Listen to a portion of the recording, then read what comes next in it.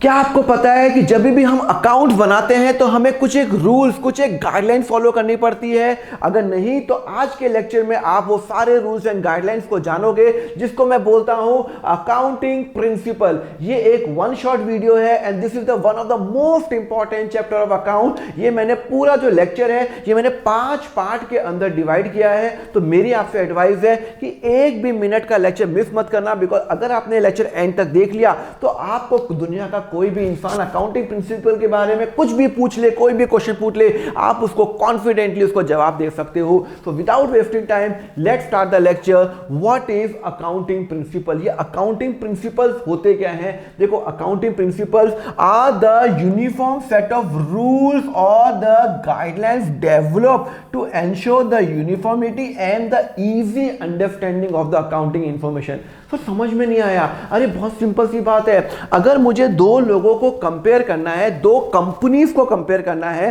Suppose करो there are 2 company, एक है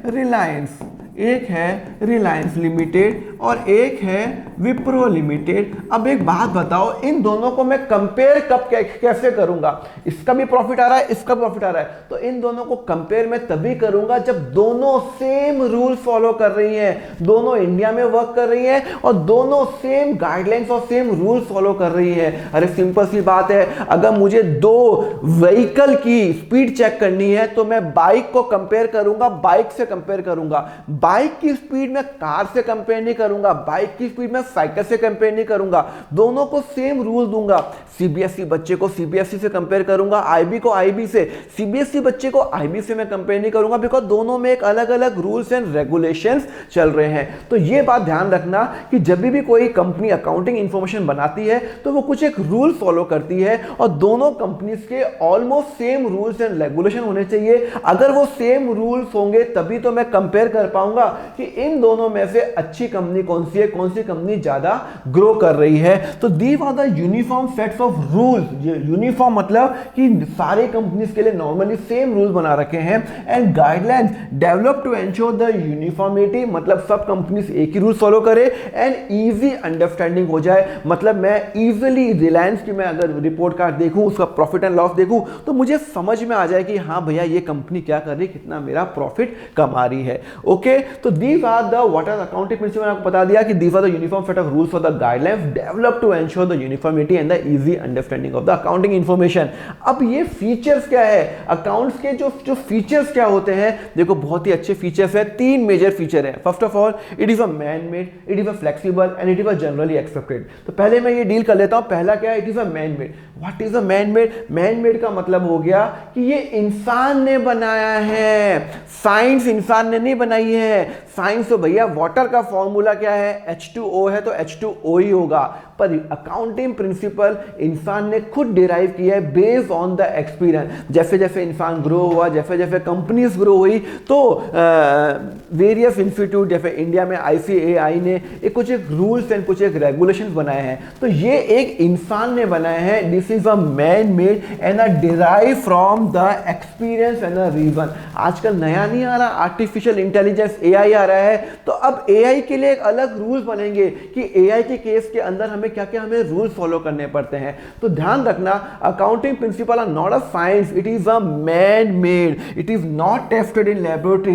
लेबोरेटरी में टेस्ट नहीं हो सकता कि H2O है तो H2O होगा, नहीं भैया, ये इंसान ने खुद बनाया है बेस्ड ऑन द एक्सपीरियंस। जैसे जैसे हमारा एक्सपीरियंस ग्रो होता है वैसे वैसे हम नए नए रूल्स बनाते रहते हैं। Similarly they are very much flexible. ऐसा नहीं है कि हर कंपनीज को वो रूल फॉलो करने पड़ते हैं। कंपनी इंस्टीट्यूट ने या गवर्नमेंट ने जो रूल्स बनाए हैं वो बहुत फ्लेक्सिबल बनाया है। अगर एक कंपनी को लग रहा है मुझे ये रूल फॉलो करने से मेरा प्रॉफिट ज्यादा सही से दिखाई देगा, तो वो रूल फॉलो कर सकती है। जरूरी नहीं है सारी कंपनी को सारे रूल फॉलो करने पड़ते हैं। दे आर प्योरली फ्लेक्सिबल, पूरा फ्लेक्सिबल है। They are flexible and not rigid. With changes in situation accounting arrive at reasonable solution and same become their accepted accounting. Very simple सी बात है। आप खुद ही सोचो, सभी व्हीकल के लिए अगर सेम रूल्स होगा तो एम्बुलेंस रेड लाइट कैसे जंप करेगी?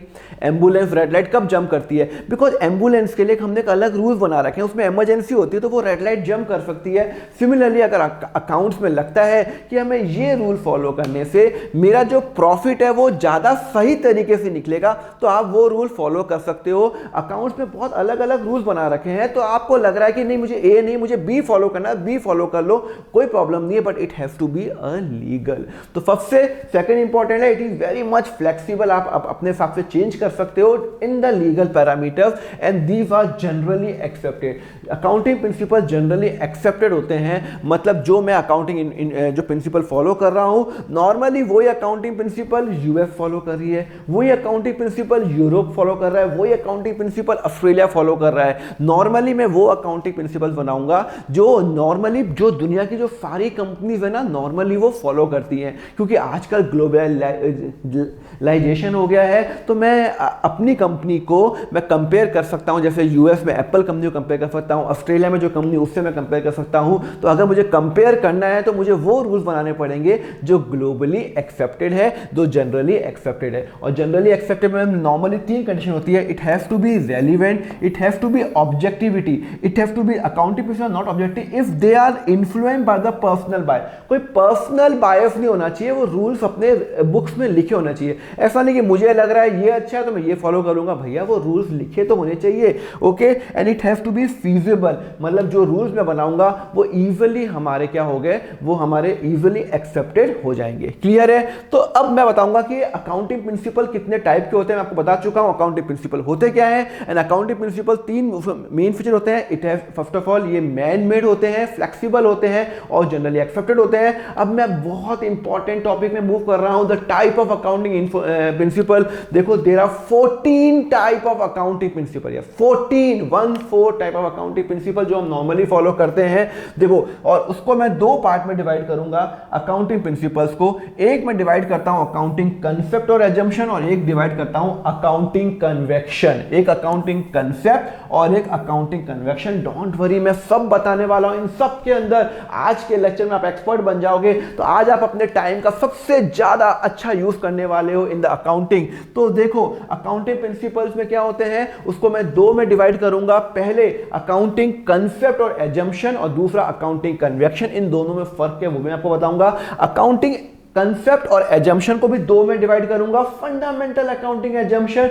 And other accounting assumption. चलो मैं पहले ये डील कर लूं, अकाउंटिंग प्रिंसिपल को 2 में डिवाइड किया, अकाउंटिंग कंसेप्ट और एजम्पशन एंड अकाउंटिंग कन्वेक्शन। पहले मैं डील करता हूं अकाउंटिंग कंसेप्ट और एजम्पशन। 2 टाइप के क्या होते हैं, ये होते हैं, एक होता है फंडामेंटल अकाउंटिंग एजम्पशन और एक होता है अदर कंसेप्ट एंड एजम्पशन। तो फंडामेंटल अकाउंटिंग एजम्पशन 3 टाइप के होते हैं, going concern, consistency and accrual concept. Going concern, consistency and accrual and other accounting assumption ये होते हैं, ये 8 होते हैं, business entity, money measurement, accounting etcetera etcetera etcetera.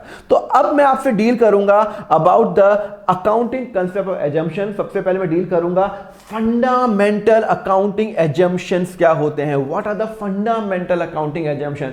देखो फंडामेंटल अकाउंटिंग एजम्पशन वो एजम्पशन होते हैं जो सारी कंपनीज को फॉलो करना पड़ता है, उसमें कोई भी एक्सेप्शंस नहीं है। मतलब अगर कंपनी कोई रिपोर्ट कार्ड बना रही है, अपनी कोई बैलेंस शीट बना रही है, तो हम एज्यूम करते हैं कि ये कंपनी ने ये प्रिंसिपल तो फॉलो किया ही होगा, मतलब ये प्रिंसिपल तो उसने 100% फॉलो किया होगा, इसमें कोई भी डेविएशन नहीं है। तो दुनिया में जितनी भी कंपनी है, क्या वो रिलायंस हो, इन्फोसिस हो, विप्रो हो, टीसीएस हो, सारी कंपनी फंडामेंटल अकाउंटिंग एजम्पशन तो बाय डिफॉल्ट हम एज्यूम करते हैं कि ये तो ये फॉलो करेगी करेगी। अगर वो फॉलो नहीं करती है, अगर वो फॉलो नहीं करती है तो उस कंपनी को अपनी रिपोर्ट कार्ड में, अपनी बैलेंस शीट में लिखना होगा कि मैंने ये फंडामेंटल अकाउंटिंग एजम्पशन फॉलो नहीं किया है। तो what is fundamental accounting assumption? Fundamental accounting assumption are the assumption which are presume. हम मान के चलते हैं कि ये तो फॉलो होगा, they were followed in preparing the annual account, जो प्रिज्यूम है कि भैया ये तो हमें अकाउंट्स में बनाने के लिए हमें फॉलो करना ही पड़ेगा। Those entity which don't follow, जो नहीं फॉलो करती हैं, अगर कोई कंपनी बोलती है भाई मैंने फंडामेंटल अकाउंटिंग एजम्पशन फॉलो नहीं किया है, तो उसको क्लियरली अपने बुक्स में लिखना पड़ेगा कि भाई मैंने ये रूल फॉलो नहीं किए हुए हैं। क्लियर है? तो फंडामेंटल अकाउंटिंग एजम्पशन 3 टाइप के होते हैं। पहला होता है गोइंग कंफर्म, दूसरा है कंसिस्टेंसी एंड तीसरा है एक्रूअल कंसेप्ट। तो सबसे पहले मैं डील करूंगा ये गोइंग कंफर्म प्रिंसिपल्स क्या है। देखो बहुत ही सिंपल है। गोइंग कंफर्म प्रिंसिपल बोलता है as per this assumption it is assume that business will continue for a foreseeable future and there is no intention to close down the business. मतलब जब मैं कोई अकाउंट बनाता हूं तो मैं ये एज्यूम करता हूं कि मेरा बिजनेस हमेशा चलता रहेगा।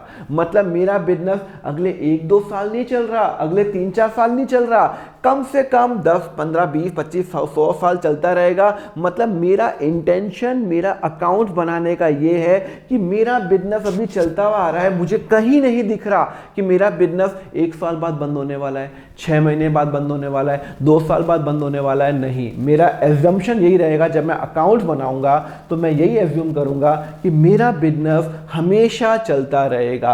तो it is assume the business will continue for the forcible मतलब होता है जितना मैं फ्यूचर देख सकता हूं। नॉर्मली मैं 5-10 साल का मुझे फ्यूचर पता चलता है कि ये मेरी जो मेरा प्रोडक्ट बन रहा है वो 5-10 साल तक तो चल रहा है, तो उसका मतलब है कि मेरी कंपनी चलती जाएगी। तो सबसे पहले आप ये जान लो कि गोइंग कंसर्न का मतलब है कि जब भी मैं कोई अकाउंट्स बनाता हूं, हमें एक रूल तो फॉलो करना ही करना पड़ेगा कि हमें यह सोचना पड़ेगा कि मेरी कंपनी हमेशा चलती हुई रहेगी और उसके बेसिस पे मैं अकाउंट्स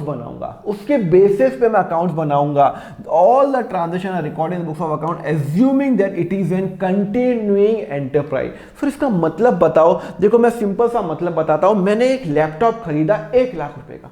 क्या खरीदा? 1 लाख रुपए का एक लैपटॉप खरीदा अपने बिजनेस के लिए और उसकी लाइफ है 4 साल। मतलब मुझे पता है कि ये लैपटॉप 4 साल तक चलेगा। तो इसका मतलब है 1 लाख का लैपटॉप है, 4 साल की लाइफ है। अगर मैं उसको, मुझे लग रहा है पर 4 साल की लाइफ है, तो मुझे ये भी तो लग रहा है कि मेरा जो बिजनेस है वो भी 4 साल तक चलता रहेगा। तो जब मैं अकाउंटिंग इंफॉर्मेशन रिकॉर्ड करूंगा, मैं एज्यूम करूंगा भाई लैपटॉप मैंने 1 लाख का लिया है, लाइफ 4 साल तक है, लैपटॉप की लाइफ 4 साल है, तो यार मेरा बिजनेस भी 4 साल तक चलता रहेगा। तो इसका मतलब है मैं ये जो 1 लाख का जो खर्चा है ना वो 4 साल में डिवाइड करूंगा। तो एक तो है 2023 चल रहा है, सपोज को 2024, 2025 एंड 2026। तो मैं 1 लाख को 4 में डिवाइड करूंगा, बिकॉज 1 लाख को मैंने जो खर्चा किया वो उसकी लाइफ 4 साल है। तो ये 4 साल के अंदर मैं इसको डेप्रिशिएट करूंगा। तो 25,000 यहां करूंगा, 25,000 यहां करूंगा, 25,000 यहां करूंगा, 25,000 यहां करूंगा। मतलब मैं इस जो लैपटॉप का जो खर्चा है, सिर्फ मैं इसको 4 साल यूज कर रहा हूं, तो मुझे 4 साल तक इसका बेनिफिट मिलने वाला है। तो इसका खर्चा भी तो 4 साल में डिवाइड होना चाहिए ना भाई। कोई अगर आप एसेट लेते हो, आप पता है कि वो 4 साल तक चलने वाला है, तो उसका जो बेनिफिट भी तो 4 साल में होगा। तो उसको मैं डेप्रिशिएशन भी 4 साल के अंदर लगाऊंगा। तो एज्यूमिंग मैं जो भी डेप्रिशिएशन लगा रहा हूं 25 आ रहा है, तो यहां पे मैंने 4 से डिवाइड किया, 1 लाख को 4 से, तो 25 किया। ये मैं कब डिवाइड करूंगा 4 ईयर्स में? जब मुझे मालूम चल रहा है, जब मुझे मालूम है कि मेरी कंपनी भाई साहब 4 साल चलने वाली है। अगर मुझे लग रहा है कि मेरी कंपनी तो अगले 2 साल में बंद होने वाली है, अगर मुझे लग रहा है नहीं यार मेरी कंपनी तो 4 साल चलेगी नहीं, 2 साल में मेरा बिजनेस ठप होने वाला है, अगर मुझे ये इंफॉर्मेशन है, सर ये इंफॉर्मेशन कैसे मालूम चलती है? अरे बहुत सिंपल सी बात है। मेरा जो प्रोडक्ट है, सपोज करो मैं फ्लॉपी डिस्क बना रहा हूं या मैं सीडी बना रहा हूं। अब मुझे पता है यार आजकल पेन ड्राइव आ गया, सीडी का बिजनेस अब चलने वाला नहीं है, मेरा ये बिजनेस ठप होने वाला है, बंद होने वाला है। मुझे पता रहता है कि यार 1-2 साल से ज्यादा मेरा बिजनेस नहीं चलने वाला, तो फिर मैं इसको 1 लाख को 4 साल में डिवाइड नहीं करूंगा। अगर मुझे पता है यार अगले 2 साल ही मेरा बिजनेस चलने वाला है, उसके बाद तो बिजनेस 100% बंद हो रहा है, तो मैं 1 लाख को 2 में डिवाइड करूंगा, 50 हजार के अंदर मैं डिवाइड कर लूंगा खर्चा। पर जब भी मैं अकाउंटिंग इंफॉर्मेशन बनाता हूं तो मैं हमेशा ये एज्यूम करूंगा कि मेरा बिजनेस हमेशा चलता रहेगा, टिल मुझे एक इंफॉर्मेशन नहीं मिल जाए कि हाँ भाई मेरा बिजनेस सच में 1-2 साल के अंदर बंद हो रहा है। तो मैं लिखूंगा नीचे अकाउंट्स बनाने के नीचे कि भाई मैंने गोइंग कंसर्न प्रिंसिपल फॉलो नहीं किया है, क्योंकि मुझे मुझे लग रहा है कि मेरा बिजनेस 2 साल के अंदर या 1 साल के अंदर या 3 साल के अंदर बंद होने वाला है, दैट्स वाई मैंने गोइंग प्रिंसिपल फॉलो नहीं किया है। और अगर कुछ नहीं लिखा कंपनी में, जो भी आपने कंपनी है, फिर रिलायंस हो गई, विप्रो, इन्फोसिस, वहां पे कहीं नहीं लिखा होगा गोइंग कंसर्न प्रिंसिपल के बारे में। वाई? बिकॉज हम एज्यूम करते हैं कि ये बिजनेस कंटिन्यू चलता रहेगा। तो these are the going concern principle जो आपको बता दिया। Because of this concept the distinction is made between a capital and revenue. जो भी हमारे खर्चे होते हैं, जैसे लैपटॉप खरीदा वो कैपिटल एक्सपेंडिचर है, तो मैंने उसको 4 साल में डिवाइड किया। रेवेन्यू खर्चा जो 1 साल के अंदर डिस्ट्रीब्यूट होता है। Machineries recorded cost and depreciate over useful life, मैं आपको बता चुका हूं, कोई भी मैं चीज खरीदूंगा उसको मैं यूजफुल लाइफ के अंदर डिवाइड करूंगा। अगर आपको ये कंसेप्ट समझ में आया तो फटाफट टेस्ट करें क्या? चलो टेस्ट करते हैं। पहला question, as per the going concern concept business will continue to exist for, answer बताओ, 5 ईयर्स, 2 ईयर्स, लॉन्ग पीरियड और 10 ईयर्स? 10 ईयर्स नहीं, लॉन्ग पीरियड। मुझे नहीं पता कितने साल चलेगी, हाँ मुझे ये लग रहा है कि मेरा बिजनेस चलता रहेगा, तो correct answer is long period, हमेशा चलता रहेगा, long period. Second question, when company provide the depreciation which of the principle is followed by the company, जब कंपनी डेप्रिसिएशन फॉलो जब वो लगाती है तो कौन सा प्रिंसिपल फॉलो करती है? सर बट ऑब्वियस वो गोइंग कंसर्न प्रिंसिपल फॉलो करती है। क्यों? क्योंकि गोइंग कंसर्न प्रिंसिपल से तो मुझे मालूम चलता है कि मेरी कंपनी चलती रहेगी और उसको मैं जो भी मैं एसेट खरीद रहा हूं उसको मैं डेप्रिशिएट कर सकता हूं। तो we are following the going concern assumption, going concern हम प्रिंसिपल फॉलो कर रहे हैं। क्लियर है? चलो ये हो गया। तो चलो अब हम मूव करते हैं, what is a consistency principle. ये कंसिस्टेंसी प्रिंसिपल क्या होता है? देखो कंसिस्टेंसी प्रिंसिपल होता है, as per the consistency assumption accounting concept once selected and adopted should be applied consistently year after year. मतलब अगर मैंने एक रूल, देखो अकाउंट में आपको बताया गया कि बहुत फ्लेक्सिबल है, तो आज अगर आपने कोई एक रूल, कोई let suppose the rule number A follow किया, तो आप हर साल रूल नंबर ए फॉलो करोगे।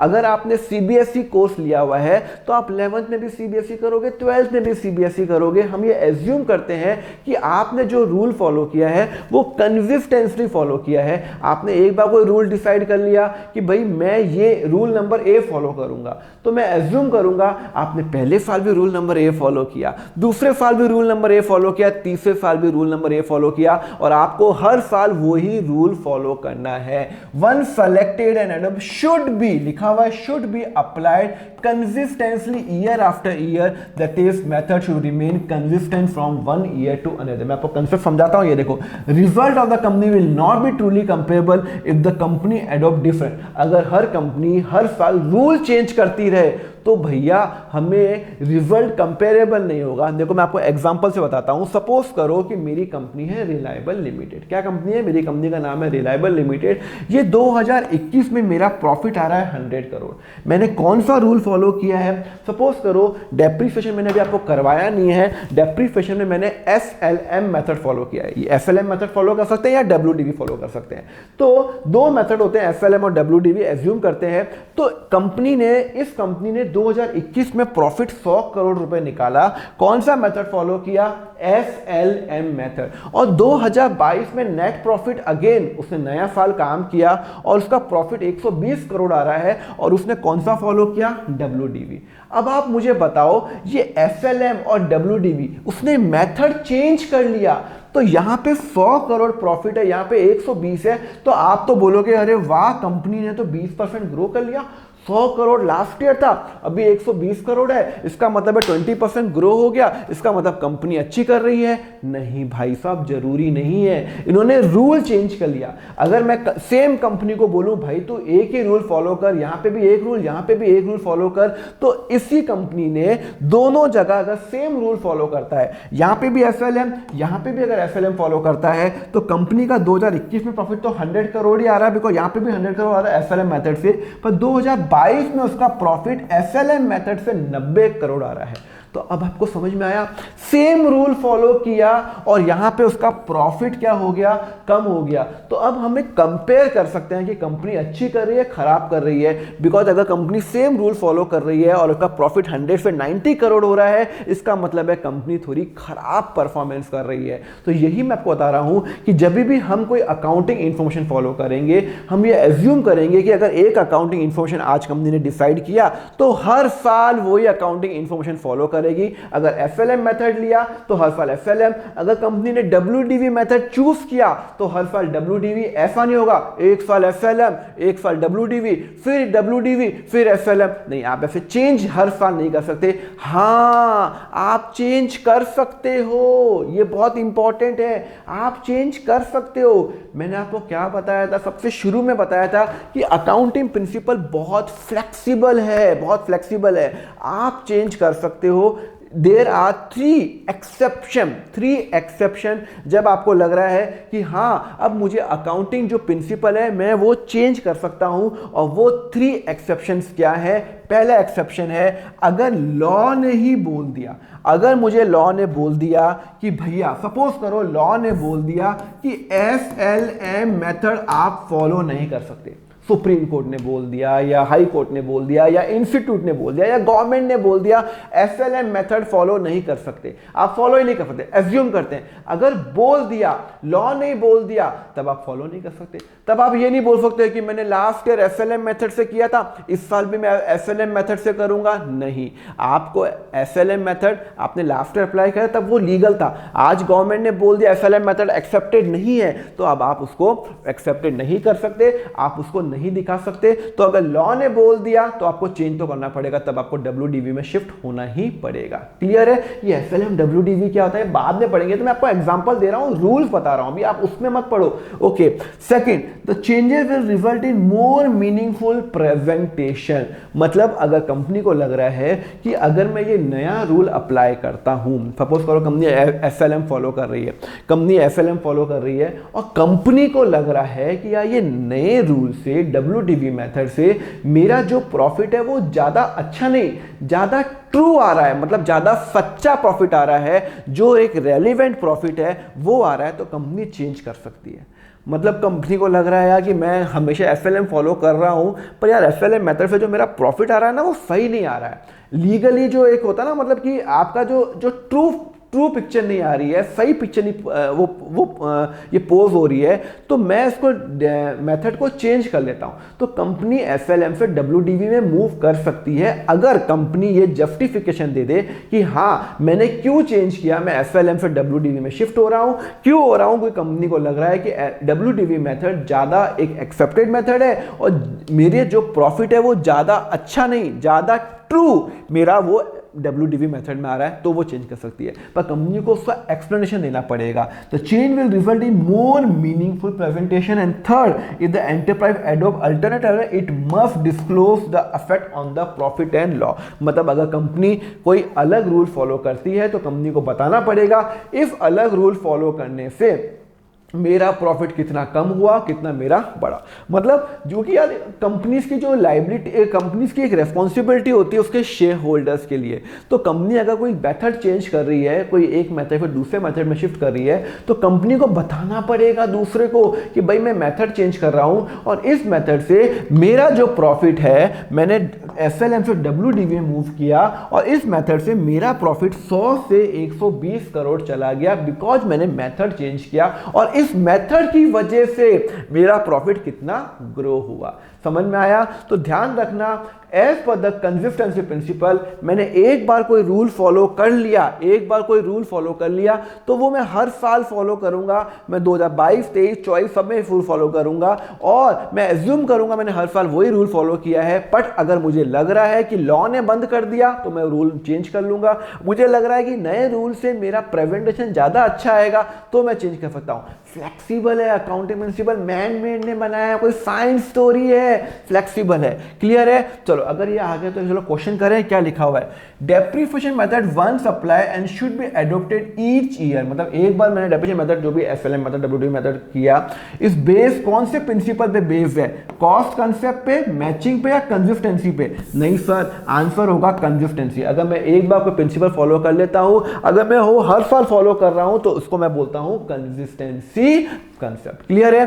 Second, company can change the accounting principle principle? Yes, company can change the accounting principle if law or accounting require. The change will result in, yes, ये भी सही है, the change will result in more meaningful, ये भी सही है। और अगर नया अगर करती है it must disclose the, yes, इसको भी डिस्क्लोज करना चाहिए। तो इसका मतलब है आंसर हो गया D, the D is the right answer, all of the about. तो कंपनी इन तीनों केस के अंदर, जब एक्चुअली है तो दो केस, पर तीसरे केस में इसका इफेक्ट दिखाना पड़ेगा, इन तीनों केस के अंदर अकाउंटिंग प्रिंसिपल चेंज कर सकती है, and this was the answer is D, all of the above. Clear है? चलो अब मैं मूव करता हूं the very very important concept, the accrual concept principle। तो क्या होता है ये accrual concept of principle?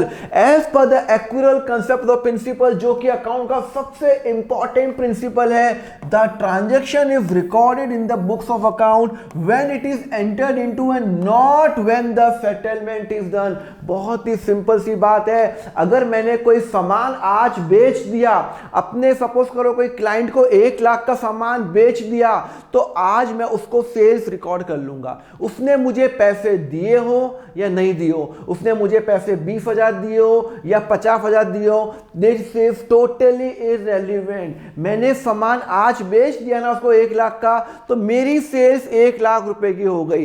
पैसे हो सकता है आज आए, हो सकता है 2 महीने बाद आए, हो सकता है अगले साल बाद आए, पर बुक्स में, अकाउंट्स में मैं वो ट्रांजैक्शन आज रिकॉर्ड कर लूंगा, बिकॉज वो ट्रांजैक्शन आज हो चुकी है। मैं और मेरे जो क्लाइंट है उन दोनों के अंदर डील हो चुका है, मैं सेल्स कर चुका हूं। तो transaction is entered into books of account when the transaction is entered and not when the settlement is done. मैं आपका एग्जांपल बताऊंगा, देखो सिंपल सा एग्जांपल है, ये मेरा बिजनेस है, ये मेरे बिजनेस ने मैं ना लेट्स सपोज है ना क्या बनाता हूं, शर्ट बनाता हूं, शर्ट का बिजनेस है। मैंने इस पर्सन को एक शर्ट बेचा, कितने का बेचा? 5,000 को। कब बेचा? 27 मार्च 2023 को मैंने उसको शर्ट बेचा। मैंने कहा भाई पैसे तो दे, उसने कहा मैं पैसे 5-10 दिन बाद दूंगा, और उसने मुझे पैसे कब दिए? मुझे उसने 5,000 रुपए दे दिए। कब दिए? 5 अप्रैल को दिए। मैंने शर्ट बेचा 27 मार्च को, पैसे दिए 5 अप्रैल को। अब मुझे बताओ कि मैं ये ट्रांजैक्शन कब रिकॉर्ड करूंगा? देखो मेरा जो अकाउंटिंग इंफॉर्मेशन चलता है, आपको पता है, अच्छी तरह पता है, वो 1 अप्रैल को चालू होता है, सपोज करो 2022, और मेरा जो खत्म होता है वो होता है मार्च को, खत्म होता है 2023। भाई आपका मार्च में, अप्रैल में चालू होता है, मार्च में खत्म होता है। तो मैंने जो सेल्स की है, सेल्स 27 मार्च को की है, यहां पे मैंने सेल्स की है, यहां सेल्स की है, और जो पैसा है वो मुझे 5 अप्रैल को आया, अगले साल आया। तो मैं ये जो ट्रांजैक्शन है ये कौन से साल में रिकॉर्ड करूंगा? यहां से लेके यहां तक रिकॉर्ड करूंगा, जब मैंने उसको बेचा या जब मुझे उसका पैसा आया? नहीं, पैसे से कोई मैटर नहीं करता। मैंने बेचा कब? सर मैंने उसको बेचा, यहां पे मैंने बेचा, इस साल में मैंने बेचा 2022-23, मैंने 31 मार्च के पहले बेचा।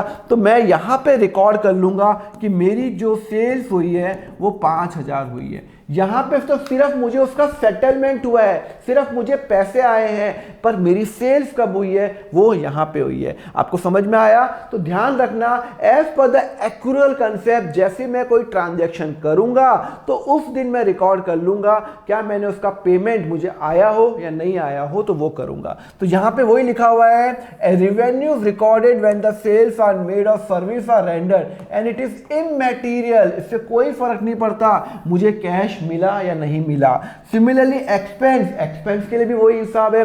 सपोज करो कि मैंने चलो मैंने एग्जांपल यहाँ पे लिखा हुआ है, मैंने एक एम्प्लॉय हायर किया, मैंने अपने बिजनेस के लिए एक एम्प्लॉय हायर किया और उसकी सैलरी है लेट सपोज 6 लाख रुपए। कितनी सैलरी है?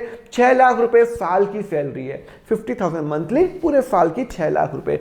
तो अब मैंने उसको हायर कब किया?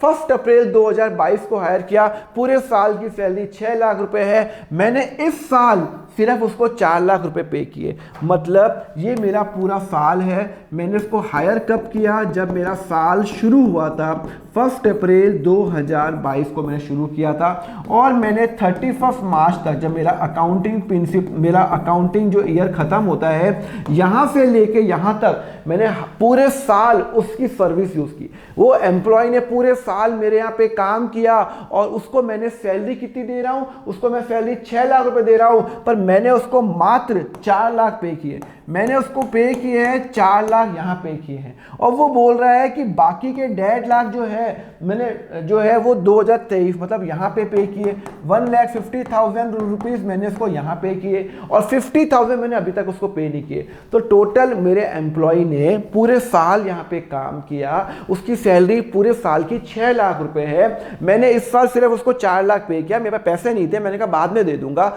अगले साल मैंने अगले महीने उसको 1,50,000 पे कर दिया और अभी तक 50,000 बाकी का मैंने पे नहीं किया। तो अब मुझे बताओ, मैं इस साल की जब अकाउंटिंग करूंगा, यहां से लेके यहां तक अकाउंटिंग करूंगा, तो मैं अपना खर्चा कितना दिखाऊंगा? कितना खर्चा दिखाऊंगा? 6 लाख रुपए दिखाऊंगा या 4 लाख रुपए दिखाऊंगा?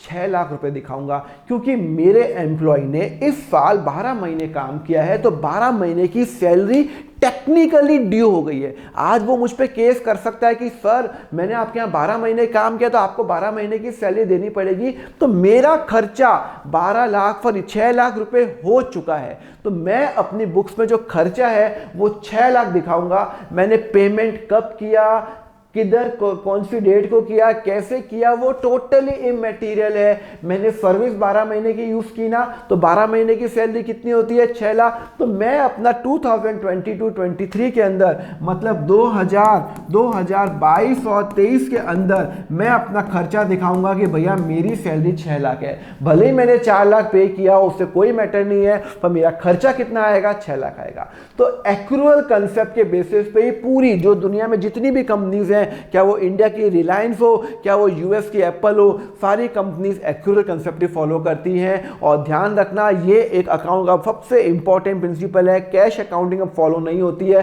सिर्फ एक्यूरेट कंसेप्ट ही फॉलो होता है। अगर आपको समझ में आया तो चलो एक फटाफट आपको टेस्ट लूं। चलो, as per the accurate concept, if the enterprise sold goods on 50,000 on 29 March को उसने 50,000 का गुड्स बेचा और उसको कैश मिला 5 अप्रैल को 30,000 रुपए मिला, तो हम उसको रिवेन्यू कैसे रिकॉग्नाइज करेंगे? सिंपल सी बात है, मैंने सामान कितने का बेचा? 50,000 का।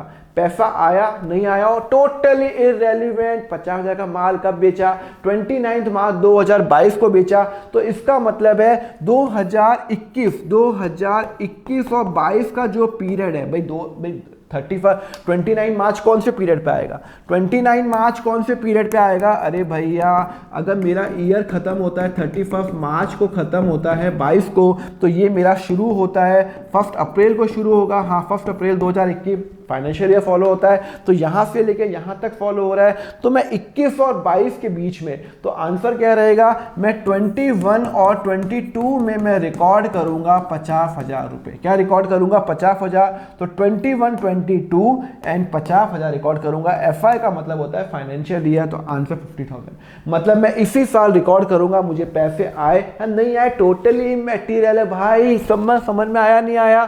चलो क्वेश्चन नंबर 2 करते हैं। If the enterprise sold good of 40,000 on 24 March 2022, cash इतना मिला, बैलेंस हमें इतना मिला, रिवेन्यू कितना रिकॉग्नाइज करेंगे? अरे भैया, मैंने 40,000 का सामान बेचा, तो मैं 40,000 ही रिकॉर्ड करूंगा। तो या तो बी हो सकता है या फिर ये हो सकता है। मैंने कब बेचा? 24 मार्च 2022 में बेचा, मतलब 2021-22 के बीच में 2024 आता है ना, ये मार्च 24 मार्च आता है, तो 21-22, तो मेरा आंसर हो जाएगा ये 40,000 में रिकॉर्ड करूंगा। 30,000 मुझे इस साल मिल गए, बहुत अच्छी बात है। 10,000 नहीं मिले, कोई प्रॉब्लम नहीं है, पर मैं रिकॉर्ड कितना करूंगा? 40,000 रुपीज रिकॉर्ड करूंगा। समझ में आया नहीं आया? तो आई will record 40,000 rupees over here. Okay, concept में आया। चलो अब मैं आपको बढ़ता हूं the very important the other accounting. मैंने आपको तीन जो मैंने आपको बता दिए, कौन से बता दिए, मैंने आपको तीन अकाउंटिंग प्रिंसिपल्स बता दिए जो कि फंडामेंटल अकाउंटिंग एजम्पशन है। पहला है आपका गोइंग कंसर्न, दूसरा है कंसिस्टेंसी और तीसरा कौन सा है आपका एक्यूरल। अब मैं आपको मूव करता हूं अदर अकाउंटिंग एजम्पशन। और अदर अकाउंटिंग एजम्पशन कौन कौन से होते हैं मैं आपको पहले ही बता चुका हूं। अदर अकाउंटिंग एजम्पशन देखो यहां पे मैंने आपको बताया था। अदर अकाउंटिंग एजम्पशन ये होते हैं business entity, money measurement, cost, accounting period, फलाना फलाना फलाना। अब मैं आपको एक एक करके इसको डील करूंगा और इसके अंदर मैं आपको एक्सपर्ट बनाऊंगा। चलो सबसे पहले हम ये जान लेते हैं ये अदर अकाउंटिंग प्रिंसिपल्स कौन से होते हैं। सबसे पहले मैं जानूंगा the business entity concept. Fundamental accounting assumption तो हो गया जो कि हमें फॉलो करना ही करना है। अब मैं आपको बताऊंगा अदर अकाउंटिंग प्रिंसिपल जो भी सारी कंपनीज को फॉलो करना ही होता है। पहला है the business entity concept, the very important concept. As per the business entity concept, business is treated as a separate and a distinct unit from its owner. मतलब business और owner दो अलग अलग हैं। मतलब अगर मुकेश अंबानी जी ने रिलायंस स्टार्ट किया है तो मुकेश अंबानी जी एक अलग पर्सन है, रिलायंस एक अलग पर्सन है। अगर मैंने कोई एक बिजनेस स्टार्ट किया है तो मैं एक अलग पर्सन हूं, बिजनेस एक अलग पर्सन है। मैं आपको एक सिंपल सा एक एग्जांपल देता हूं। देखो सपोज करो एक मिस्टर पर्सन है राहुल, उसने बिजनेस में 5 लाख रुपए इन्वेस्ट किए और उसने एक बिजनेस स्टार्ट किया रिलायबल पेन लिमिटेड। बिजनेस का नाम क्या रखा, रिलायबल पेन। 5 लाख और वो उसका 100% मालिक है। मतलब इसका जो मालिक है, जो ओनर है वो कौन है, वो एक ही है। कौन है, मिस्टर राहुल है। तो अब अकाउंट्स के एंगल से, बिजनेस के एंगल से हमें ये दो अलग अलग एंटिटी ट्रीट करेंगे। मतलब जो लॉ है ना वो मिस्टर राहुल को एक अलग एंटिटी ट्रीट करेगा और रिलायबल पेन लिमिटेड को एक अलग एंटिटी। दोनों को हम मिक्स नहीं कर सकते। आप ये नहीं बोल सकते सर ये तो इसका 100% मालिक है, एक ही तो इसका मालिक है तो ये दोनों एक ही एंटिटी हुए। नहीं, लॉ ने कहा अगर आपने कोई बिजनेस स्टार्ट किया है तो बिजनेस एक अलग एंटिटी हो गया और जो उसका मालिक है अलग एंटिटी है। रिलायंस लिमिटेड एक अलग एंटिटी है और जो उनके मालिक है मुकेश अंबानी जी वो एक अलग एंटिटी है। दोनों को आप मिक्स नहीं कर सकते। सर ये कंसेप्ट बनाया क्यों, ये इसलिए बनाया बिकॉज आप जब अकाउंटिंग कर रहे हो, अगर आप अकाउंटिंग कर रहे हो रिलायबल पेन लिमिटेड की तो आपको उसके एंगल से सोचना है, उसके खर्चे रिकॉर्ड करने हैं। तो रिलायबल पेन लिमिटेड अपने खर्चे रिकॉर्ड करेगा, जो भी उसने सामान खरीदा, सामान बेचा, रेंट पे किया वो रिकॉर्ड करेगा और राहुल अपने खर्चे रिकॉर्ड करेगा। राहुल बिजनेस के खर्चे अपने खर्चों में नहीं दिखाएगा और सिमिलरली बिजनेस राहुल के पर्सनल खर्चे अपने खर्चे में नहीं दिखाएगा। मतलब अगर सपोज करो कि हमने एक प्रॉपर्टी एक बिल्डिंग रेंट पे ले रखी है, सपोज करो एक बिल्डिंग रेंट पे ले रखी है और उसमें 1/4, सपोज करो मैं हूं मिस्टर राहुल, मैंने एक बिल्डिंग रेंट पे ले रखी है, 1/4 के अंदर तो मैंने ऑफिस बना दिया, 1/4 के अंदर ऑफिस बना दिया और 3/4 के अंदर मैं अपनी फैमिली के साथ रहता हूं।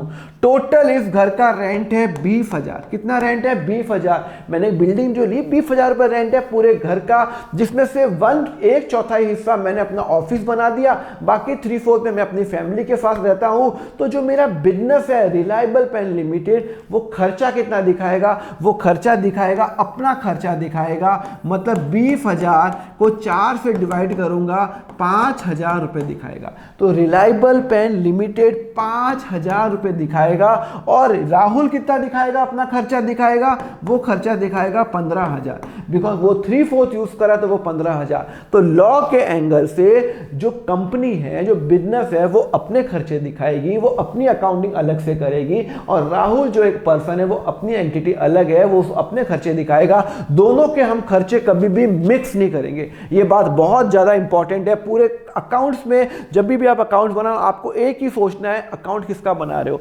आप अकाउंट राहुल का बना रहे हो तो राहुल के एंगल से सोचो, आप अकाउंटिंग रिलायबल पेन लिमिटेड का बना रहे हो तो रिलायबल पेन लिमिटेड के एंगल से आप सोचो। समझ में आया?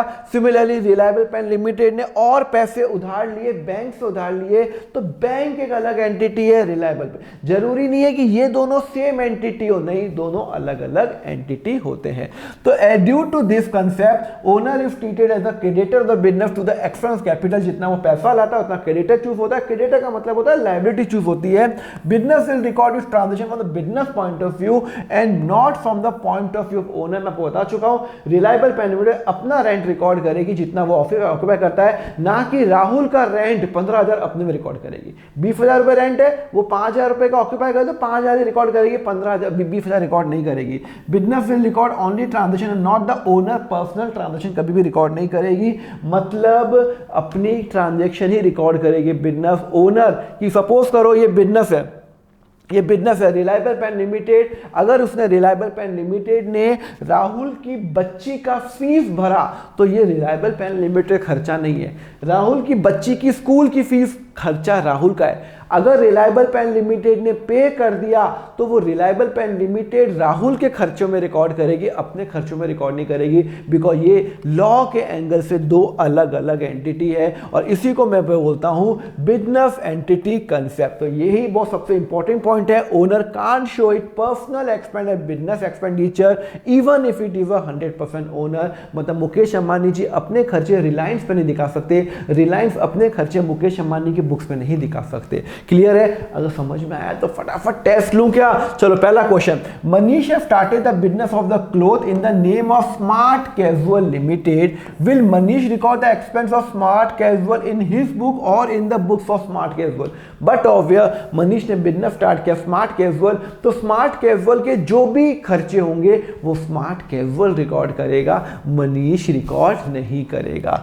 Second, business owner Nitin has paid the daughter school fee of 75,000 from the business fund. भाई जो बिजनेस का मालिक है मिस्टर नितिन, उसने अपनी बच्ची की जो फीस है 75,000 रुपए वो अपने बिजनेस के पैसे यूज करके उसने अपनी स्कूल फीस भर दी बच्ची की। तो ये खर्चा है किसका? अकाउंट्स के एंगल से खर्चा किसका है? अरे ये खर्चा नितिन का पर्सनल खर्चा है, बिजनेस का खर्चा है ही नहीं। बिजनेस को क्या करना, नितिन क्या खर्चा कर रहा है? तो बिजनेस का पैसा यूज हुआ वो नितिन से वापस लेगा। अगर मैं हूं बिजनेस, नितिन ने मेरे पास पैसे इन्वेस्ट किए हुए हैं और उसने कुछ पैसे निकाल के अपनी बच्ची की फीस जमा कराई है, तो मैं नितिन से वो पैसे वापस लूंगा, बिकॉज वो खर्चा मेरा नहीं है। उसकी बच्ची की फीस उसकी लायबिलिटी है, उसकी रेस्पॉन्सिबिलिटी है, मेरी रेस्पॉन्सिबिलिटी नहीं है। तो यहां पे which principle have been follow violated, यहां पे बिजनेस एंटिटी कंसेप्ट वायलेट हुआ है, बिकॉज बिजनेस एंटिटी कंसेप्ट से बिजनेस और ओनर एक सेपरेट एंटिटी है। सिंस यहां पे बिजनेस ने अपना खर्चा दिखा दिया वो कि गलत है, तो यहां पे वो वायलेट हुआ है। क्लियर है? क्वेश्चन नंबर 3 करते हैं ना। Business owner Anil has paid total rent, मैं आपको बता चुका हूं 40,000 टोटल रेंट है, 40,000 रुपए, और वो 1/4 ऑक्यूपाई करता है बिजनेस के लिए, 1/4 बिजनेस के लिए ऑक्यूपाई करता है, और बाकी का जो 3/4 है वो अपने खुद के लिए यूज करता है।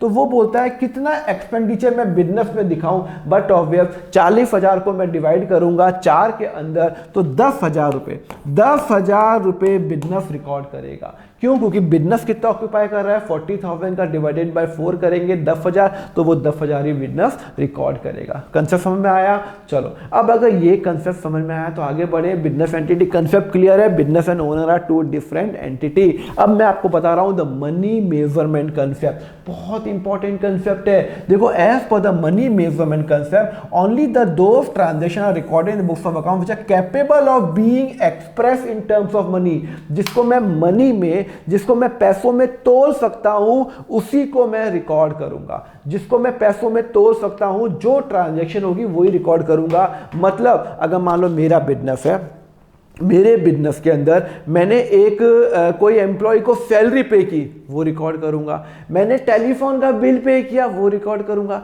मैंने इलेक्ट्रिसिटी का बिल पे किया 5,000, वो रिकॉर्ड करूंगा। मेरे बिजनेस में दो एम्प्लॉय के बीच में झगड़ा हो रहा है, धक्का मुक्की हो रही है, वो रिकॉर्ड नहीं करूंगा। सर वो रिकॉर्ड क्यों नहीं करोगे? क्योंकि मेरा बिजनेस वही रिकॉर्ड करता है, अकाउंट वही रिकॉर्ड करता है जिसको मैं पैसों में मेजर कर सकता हूं। दो एम्प्लॉय के झगड़े को आप पैसों में मेजर कर सकते हो? नहीं। अगर आप उसको पैसों में मेजर नहीं कर सकते तो अकाउंट्स में रिकॉर्ड कैसे करोगे? मेरा दो बिजनेस है, एक बिजनेस है मिस्टर ए बिजनेस है और एक बी बिजनेस है। ए बिजनेस ने IIM से बहुत सारे MBA हायर किए और उसने नॉर्मल जो होता है नॉर्मल ग्रेजुएट हायर किए। तो कैसे मैं रिकॉर्ड करूंगा? ये ए कंपनी और बी कंपनी इनको रिकॉर्ड नहीं करेगी कि ये IIM का, तो उसको अलग से रिकॉर्ड करेंगे। क्या इसको हम पैसों में मेजर कर सकते हैं? नहीं। पैसों में मेजर मैं सैलरी मेजर कर सकता हूं, पर ये इंफॉर्मेशन दिखाने की ये अकाउंट्स की बुक्स में इंफॉर्मेशन नहीं आएगी। बुक्स में वही इंफॉर्मेशन आएगी जो मैं पैसों में मेजर कर सकता हूं। Only those transaction, money should be the common denominator for all the transaction. Business will record any dispute, कोई भी एम्प्लॉय में डिस्प्यूट तो वो उसको रिकॉर्ड नहीं कर सकती। हाँ, उसको दिखा सकती है, बैलेंस शीट पे बता सकती है, नीचे नोट में दे सकती है भैया एम्प्लॉय में झगड़ा चल रहा है, यूनियन में झगड़ा चल रहा है, वो बता सकती है, पर उसको रिकॉर्ड कैसे करेगी? पैसों में मेजर तो होना चाहिए ना, तो it has to be recorded in the measure. इसका लिमिटेशन भी है, इसका सबसे मेजर लिमिटेशन है मनी मेजरमेंट का, सबसे इंपॉर्टेंट है ये क्वालिटी एस्पेक्ट को इग्नोर कर लेता है। ये कंसेप्ट की वजह से अकाउंट्स में थोड़ी लिमिटेशन आ जाती है। क्वालिटी, मैं आपको बताया ना, एक कंपनी IIM है हायर कर रही है, दूसरी कंपनी नॉर्मल MBA हायर कर रही है, तो टेक्निकली बोले तो ये कंपनी ज़्यादा अच्छी है बिकॉज इन्होंने ज़्यादा स्मार्ट पीपल हायर किए हुए हैं, पर ये अकाउंट्स बताता नहीं है बिकॉज अकाउंट्स में ये रिकॉर्ड नहीं होता। अकाउंट में सिंपल रिकॉर्ड होता है कितनी सैलरी पे कर रहा है A और कितनी सैलरी पे कर रहा है B, वो रिकॉर्ड होता है। तो क्वालिटी एक्सपर्ट है वो इग्नोर कर लेता है। ट्रांजेक्शन और event which can be measure are not recorded. मैं आपको बता चुका हूँ, अगर एम्प्लॉय अच्छे होंगे तो हमें ये पता नहीं चलेगा कंपनी की बैलेंस शीट देख के, इनकम स्टेटमेंट देख के, क्योंकि वो इंफॉर्मेशन मैं रिकॉर्ड नहीं कर रहा हूं। चलो टेस्ट करें, फटाफट क्वेश्चन करें। Money measurements take into account the quality of the purchase to true और फॉल्स। अरे भाई, मनी मेजरमेंट से हमें कैसे मालूम चलेगा क्वालिटी अच्छी है या खराब है? नहीं मालूम चल सकता बिकॉज पैसों में मेजर हो रहा है, तो क्वालिटी तो मैं मेजर कर ही नहीं सकता हूं, तो इट इज अ फॉल। हम क्वालिटी मेजर नहीं कर सकते मनी मेजर्स में। Question number 2, company A has a employee of top MBA college across world while company B has a employee from an average MBA college, will this an advantage will recorded? नहीं, मैं इसको record नहीं कर सकता books के अंदर। मैं salary record कर सकता हूं, पर ये एडवांटेज रिकॉर्ड नहीं कर सकता। क्वेश्चन नंबर, एक और क्वेश्चन है, company employee goes on the strike and due to which there is a significant loss. मेरी कंपनी में मेरे जो एम्प्लॉय हैं उन्होंने यूनियन बना दी और वो स्ट्राइक पे चले गए कि हम काम नहीं करेंगे, तो क्या इसको मैं रिकॉर्ड कर सकता हूं? भाई साहब, मैं इसको रिकॉर्ड नहीं कर सकता। In the books due to this concept it will not be recorded. क्यों नहीं रिकॉर्ड करूंगा? या तो 2 आंसर होगा या ये आंसर होगा। Answer it will be not be recorded due to which concept? Due to money measurement concept. मैं इसको रिकॉर्ड नहीं कर सकता क्योंकि ये मनी में मेजरमेंट नहीं कर सकता, तो ये आंसर हो गया। Answer number D is a right answer, 4th is a right answer. Clear है? चलो समझ में आया। चलो अगर ये समझ में आया तो अकाउंटिंग पीरियड कंसेप्ट भी समझने में कितना टाइम लगेगा? अकाउंटिंग पीरियड कंसेप्ट क्या बोलता है? Accounting period concept, the life of the enterprise is broken into the smaller period so that a performance can be measured at a regular interval। मतलब कि आप जब भी कोई अकाउंट फॉलो करोगे, अकाउंट बनाओगे, अपनी जो पूरी कंपनी तो हजारों साल चलती रहेगी, 100-200 साल चलती रहेगी as per the going concern concept. तो अब आपको क्या रिजल्ट आपके 100 साल का एक साथ बनाओगे? क्या होगा? अभी आप लेट्स सपोज 11th में हो या 12th में हो और आपको नर्सरी की रिपोर्ट कार्ड आज दूं, कोई रेलिवेंट है? आपकी केजी की रिपोर्ट कार्ड आज दूं, कोई रेलिवेंट है? कोई रेलिवेंट नहीं है। तो यहीं पे अकाउंट्स बताता है कि आपको हर साल आपकी लाइफ तो जिंदगी भर चलती रहेगी, आपकी कंपनी की लाइफ, पर आपको अकाउंटिंग पीरियड एक डिवाइड करना पड़ेगा। और इंडिया में अकाउंटिंग पीरियड डिवाइड होता है 1 ईयर का। और इंडिया में हम कौन सा फॉलो करते हैं? हम फॉलो करते हैं 1 अप्रैल 2000 जो भी अपना ईयर है, और ख़त्म होता है 31 मार्च को ख़त्म होता है। मतलब जो मेरा इंडिया में जो पीरियड होगा वो जो स्टार्ट होगा 1 अप्रैल से चालू होता है, जो भी आपका ईयर चल रहा है 2022 से चल रहा है तो आपका 31 मार्च तक चलेगा और वो 2023 तक खत्म होगा। क्लियर है? तो हमारा फाइनेंशियल ईयर अप्रैल से मार्च है। यूएस के अंदर जनवरी से दिसंबर फॉलो करते हैं, इंडिया में अप्रैल से लेके मार्च फॉलो करते हैं। क्लियर है? तो अकाउंटिंग प्रिंसिपल का मतलब है कि हम पूरी लाइफ की कंपनी को कुछ एक पार्ट्स में डिवाइड कर लेंगे, साल में डिवाइड करेंगे और हर साल का बैलेंस शीट बनेगी, हर साल का प्रॉफिट और लॉस निकलेगा, हर साल का इनकम स्टेटमेंट निकलेगी और इसको मैं बोलता हूं अकाउंटिंग पीरियड कंसेप्ट। चलो आगे बढ़े, टेस्ट करें। इसके अंदर लिखा हुआ है नॉर्मल अकाउंटिंग पीरियड कितने टाइम का होता है? नॉर्मल अकाउंटिंग पीरियड 12 महीने का होता है, 12 महीने का। हाँ, कंपनी 18 महीने का भी निकाल सकती है, 6 महीने का भी निकाल सकती है, उसके लिए स्पेशल परमिशन चाहिए होती है। पर नॉर्मली क्या होता है, हर कंपनी 12 महीने का पीरियड फॉलो करती है, तो normally the period of 12 month. Clear है? अब बहुत इंपॉर्टेंट कंसेप्ट बता रहा हूं, what is a cost concept. ये कॉस्ट कंसेप्ट जिसको मैं बोलता हूं हिस्टोरिकल कॉस्ट कंसेप्ट क्या होता है। देखो, as per the cost principle assets are recorded in the books of account at the price paid to acquire. कितना मैंने प्राइस पे किया उतने में मैं रिकॉर्ड करूंगा। मतलब सिंपल सी बात है, मैंने एग्जांपल लिखा हुआ है, सपोज करो ये मैंने एक मोबाइल है वो 40,000 का, उसमें एमआरपी लिखी हुई है, डब्बे पे एमआरपी कितनी लिखी हुई है, एमआरपी मैक्सिमम रिटेल प्राइस कितनी लिखी हुई है, फॉर 40,000 रुपीज लिखी हुई है, बट मैंने उसको 30,000 में खरीदा। बिजनेस ने वो मोबाइल 30,000 में खरीदा, तो बिजनेस उसको कितने पे रिकॉर्ड करेगा? एमआरपी पे रिकॉर्ड करेगा या 30,000 पे? 30,000 पे रिकॉर्ड करेगा, क्योंकि मैंने वो मोबाइल 30,000 में खरीदा। मुझे क्या मतलब है उसकी एमआरपी 40 हो या 4 लाख हो, मैंने कितने में खरीदा। मेरा और दुकान का रिलेशन कितने पे बना? 30,000 का। मैं दुकान पे गया, कितने का मोबाइल है, उसने कहा सर एमआरपी 40 है, हम आपको 30 में देते हैं, तो मैं अपनी अकाउंट्स की बुक में उसको रिकॉर्ड 30,000 में करूंगा, कॉस्ट पे करूंगा जितना मेरा खर्चा आ रहा है, तो आई विल रिकॉर्ड है 30,000 रुपीज। क्लियर है? तो as per this cost become the basic for all the subsequent accounting info. जो भी मैं अपना एसेट रिकॉर्ड करूंगा वो उतने पे रिकॉर्ड करूंगा। मैंने आपको बताया, अगर मशीनरी अगर 2 लाख की परचेज की, उसकी मार्केट वैल्यू भले ही 3 लाख हो, उससे कुछ मतलब नहीं है, मैं उसको 2 लाख पे रिकॉर्ड करूंगा, ना कि मैं 3 लाख पे रिकॉर्ड करूंगा। If market value increase in the future, कल अगर सपोज करो कि मैंने एक लैंड खरीदा 5 लाख का, मैंने खरीदा, सपोज करो 2015 में खरीदा, 2015 में मैंने एक लैंड खरीदा 5 लाख का। आज 2023 चल रहा है, आज उसकी लैंड की वैल्यू सपोज करो हो गई है 12 लाख रुपए, 12 लाख रुपए, पर मैं अभी भी मेरी बुक्स में वो लैंड 5 लाख की दिखेगा, 12 लाख नहीं दिखेगा। कितना दिखेगा? 5 लाख, क्योंकि मैंने वो लैंड कितने में खरीदी? 5 लाख, तो मेरी बैलेंस शीट में वो लैंड 5 लाख ही आएगा, 12 लाख रुपए नहीं आएगा। This is as per the historical cost concept principle या कॉस्ट कंसेप्ट, कि जो भी आप एसेट रिकॉर्ड करोगे बुक्स में वो कॉस्ट करोगे। हाँ, बाद में आप जैसे जैसे आप आगे बढ़ोगे लाइफ में या फिर अकाउंट्स की लाइफ में, तो आपको मालूम चलेगा कि हम लैंड को 12 लाख में भी रिकॉर्ड करेंगे, कौन से केस में रिकॉर्ड करेंगे, क्या क्या एक्सेप्शंस है, क्या क्या रूल फॉलो करने में आपको बताऊंगा। पर अभी हम सिर्फ प्रिंसिपल्स बता रहे हैं कि हमें लैंड 5 लाख पे ही रिकॉर्ड होगा। ये एक लिमिटेशन भी है अकाउंट्स की, बिकॉज अकाउंट्स में अगर मान लो आज मुझे कोई पूछेगा मेरे पास लैंड कितने की है, तो मेरी बुक्स बता रही है 2023 में लैंड 5 लाख का है, बिकॉज मैंने 5 लाख में रिकॉर्ड किया, पर एक्चुअल में वो लैंड 5 लाख का नहीं है, एक्चुअल में लैंड वो 12 लाख का हो चुका है, 7 लाख बढ़ चुका है, वो अकाउंट्स में ही बताता है। क्लियर है? तो cost concept bring objectivity, it is not influence by personal bias. Personal bias से तो इन्फ्लुएंस होता नहीं है, बिकॉज अगर मैंने कोई चीज खरीदी 30,000 की, तो 30,000 में रिकॉर्ड करूंगा, तब मैं 25 में रिकॉर्ड नहीं कर सकता। However cost concept don't mean asset to be shown as the historical forever, it is systematically reduce from year to year because of depreciation. अब आप आगे पढ़ेंगे तो आपको समझ में आएगा कि जो भी मैं चीज खरीदता हूं धीरे धीरे उसको डेप्रिशिएट भी करूंगा, पर अभी हमें उस कंसेप्ट के अंदर नहीं पढ़ना। अभी तो हमें सिंपल ये पढ़ना है कि जब भी हम कोई एसेट खरीदते हैं तो हम उसको कितने पे रिकॉर्ड करेंगे, we will record at a cost, मतलब जितने पे हमने उसको खरीदा उतने पे हम रिकॉर्ड करेंगे। क्लियर है?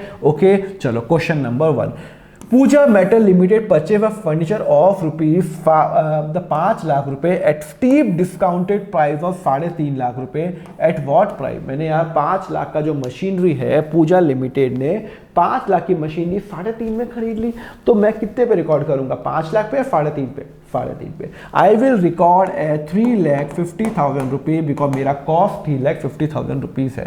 क्लियर है। चलो, if enterprise purchase machinery of 3,70,000, उसके एमआरपी, अरे क्या करूं मैं एमआरपी का, मैंने कितने में खरीदी 370, हैज़ बीन, मैंने पे कितना किया कैश, देखो हुआ क्या, मैंने एमआरपी है 4,50,000, ये है एमआरपी, ठीक है ना, मैंने खरीदा 3,70,000 में, कितने में खरीदा 3,70,000 में, तो मैं इतने पे रिकॉर्ड करूंगा। वो बोल रहा है कि आपने अभी तक उसको 2,50,000 ही पे किए, 2,50,000, और बाकी का आपने 1,20,000 पे नहीं किया, उससे क्या फर्क पड़ता है भैया, मैंने कितने पे खरीदा, मैंने 3,70,000 में खरीदा, तो मैं 3,70,000 में रिकॉर्ड करूंगा। मुझे मतलब नहीं है कि मैंने कैश में खरीदा या क्रेडिट में खरीदा, मतलब मैंने पैसा दिया या नहीं दिया, वो इमैटीरियल है, वो मैं बाद में दिया, 10 दिन बाद दूंगा, पैसा आएगा तब दूंगा ना यार, पर मैंने खरीदा कितने पे, बिल कितने का बना 3,70,000 का, तो मैं 3,70,000 पे रिकॉर्ड करूंगा।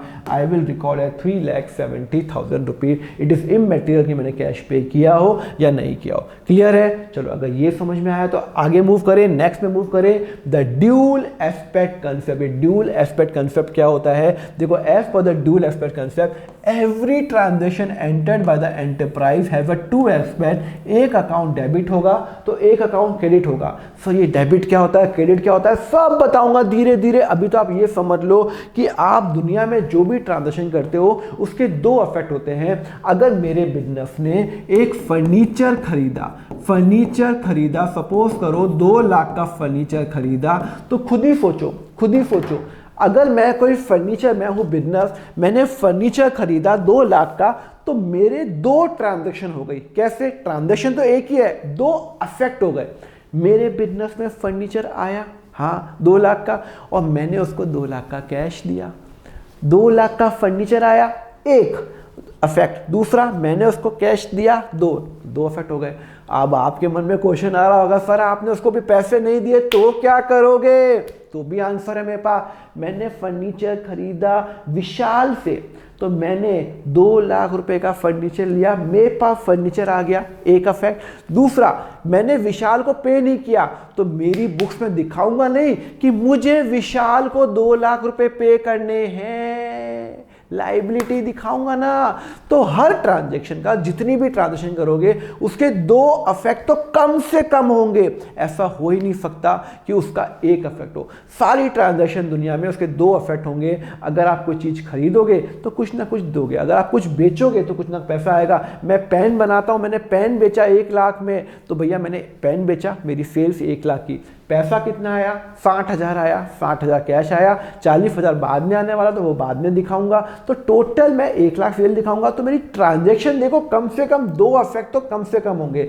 तो ड्यूल एस्पेक्ट ये बोलता है कि every transaction have to have a minimum of a 2 affect. Enterprise have 2 aspect, एक डेबिट होगा तो एक क्रेडिट होगा। वो 2 भी हो सकता है, 3 भी हो सकता है, 4 भी हो सकता है, पर मिनिमम आपके 2 तो होंगे ही होंगे। For every transaction there is a equal amount of debit और क्रेडिट। अगर कोई डेबिट कर रहा हूं तो कोई अकाउंट क्रेडिट भी होगा। सो ये डेबिट क्रेडिट क्या होता है, अरे सब बताऊंगा आपको, एक्सपर्ट बनाऊंगा ना अकाउंट्स के अंदर, ये मेरी जिम्मेदारी है ना।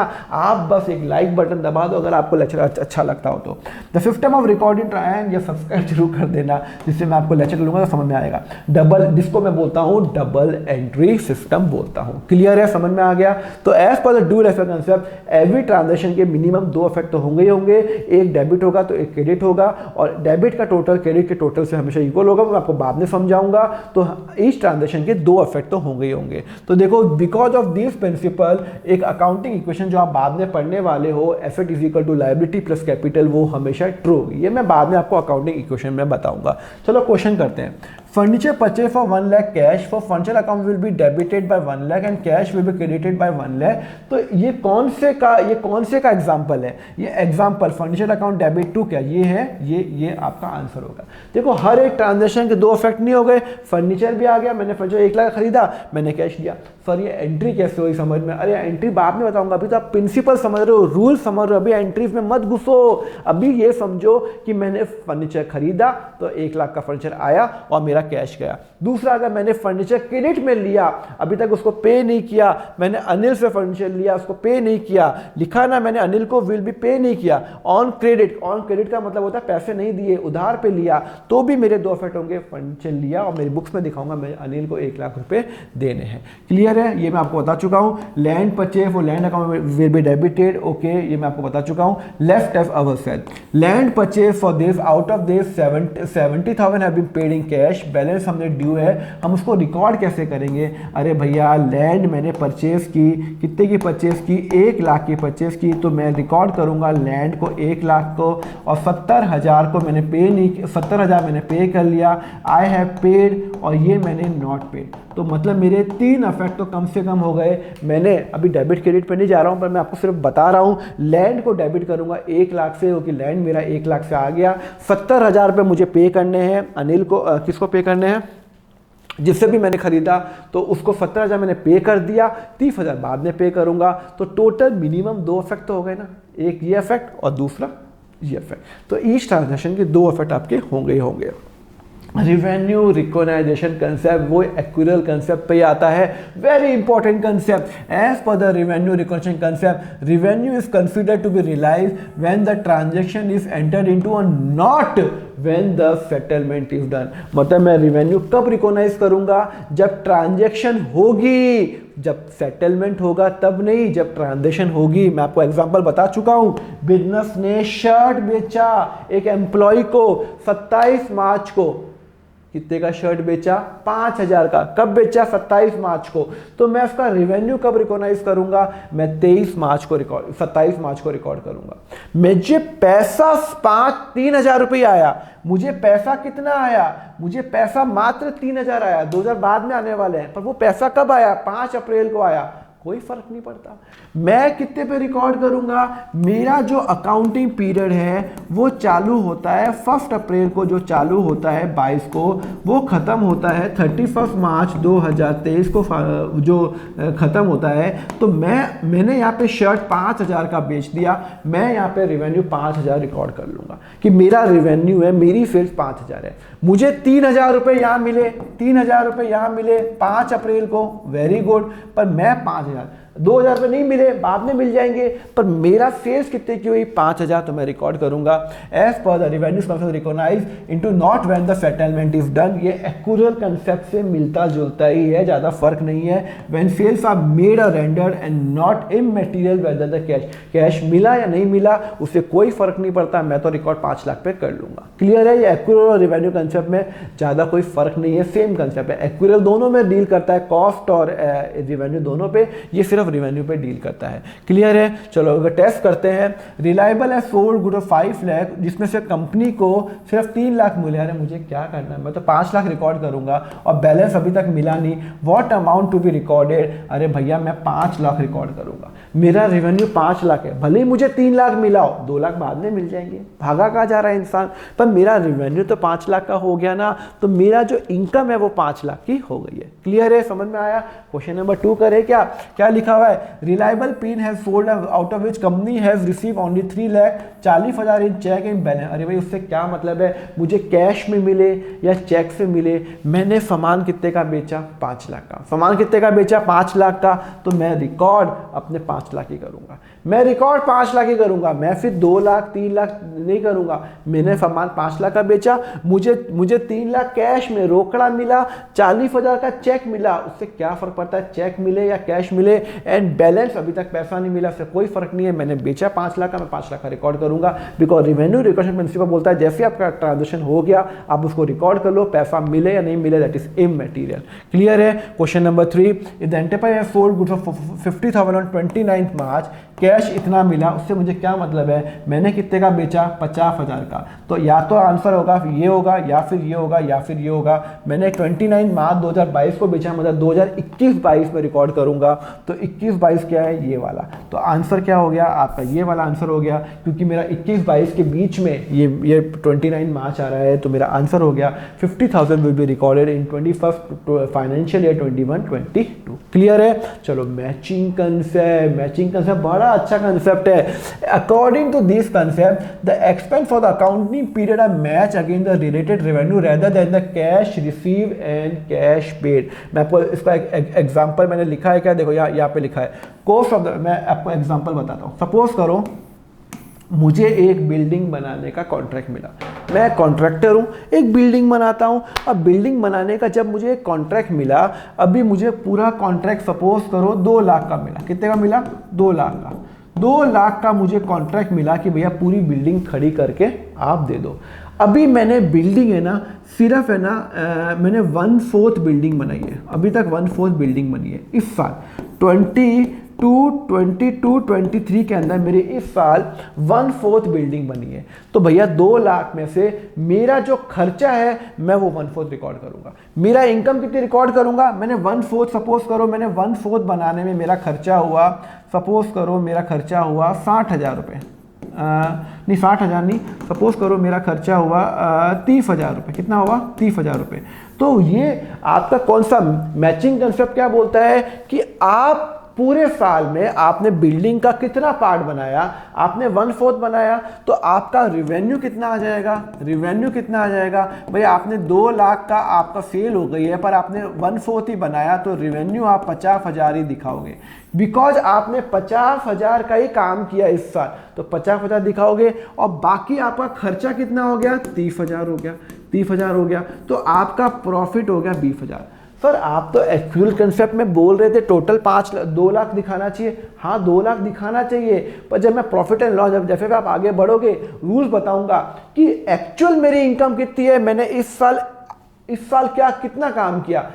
1/4 तो बिल्डिंग बनाई ना, तो 1/4 बिल्डिंग मैंने बनाई है, तो मैं 1/4 बिल्डिंग का खर्चा और 1/4 बिल्डिंग का रेवेन्यू लूंगा। बाकी का तो मुझे एडवांस मिला है भाई, मुझे 4-5 साल लगने वाला बिल्डिंग बनाने में, तो इस साल मुझे जो 2 लाख रुपए मुझे जो ऑर्डर मिला है उसमें से मैंने 1/4 ही बनाया, तो 1/4 का 50,000 का मैंने काम किया है और उसका जो खर्चा है वो 30,000 है। तो मैचिंग बोलता है कि रिवेन्यू को एक्सपेंस से आपको रिलेट करना है, जो आपका एक्सपेंस हुआ वो रिवेन्यू से रिलेट होगा। आपने 1/4 खर्चा बनाया है, तो आपको उसका 1/4 रेवेन्यू भी आपको लेना पड़ेगा। The which have not been sold current year should be carry forward to next year. Income receive advance should be shown in the liabilities and not income. मतलब ये मैचिंग कंसेप्ट का ही तो एग्जांपल है कि सपोज करो कि suppose करो कि मैं 11th-12th पढ़ाता हूँ और सीए भी पढ़ाता हूँ। अब आपने मुझसे 11th पढ़ रहे हो, आपने कहा यार सर ठीक ठाक पढ़ा लेते हैं, क्यों ना मैं सीए की फीस भी आप दे दूँ। मैं बोलूँगा अरे अभी मत दो, 2 साल बाद दे दे। आपने कहा सर आपने कहा सर मेरे पास अभी पैसे आए हुए हैं, आप सीए भी मुझे पढ़ा दो, अगले साल पढ़ाना, 2 साल बाद पढ़ाना, पैसे अभी रख दो। अरे तो एक बात बताओ, मेरे पास तो पैसे आ गए आपके, मेरे पास तो पैसे आ गए, क्या मैं उसको इनकम दिखा सकता हूँ। सपोज करो कि 11th भी पढ़ाता हूँ, मैं 12th भी पढ़ाता हूँ, मैं सीए भी पढ़ाता हूँ, ओके। तो मैं सपोज करो उसकी फ़ीस लेता हूँ 2,000, इसकी फ़ीस लेता हूँ 2,000, सपोज करो उसकी फ़ीस लेता हूँ 3,000।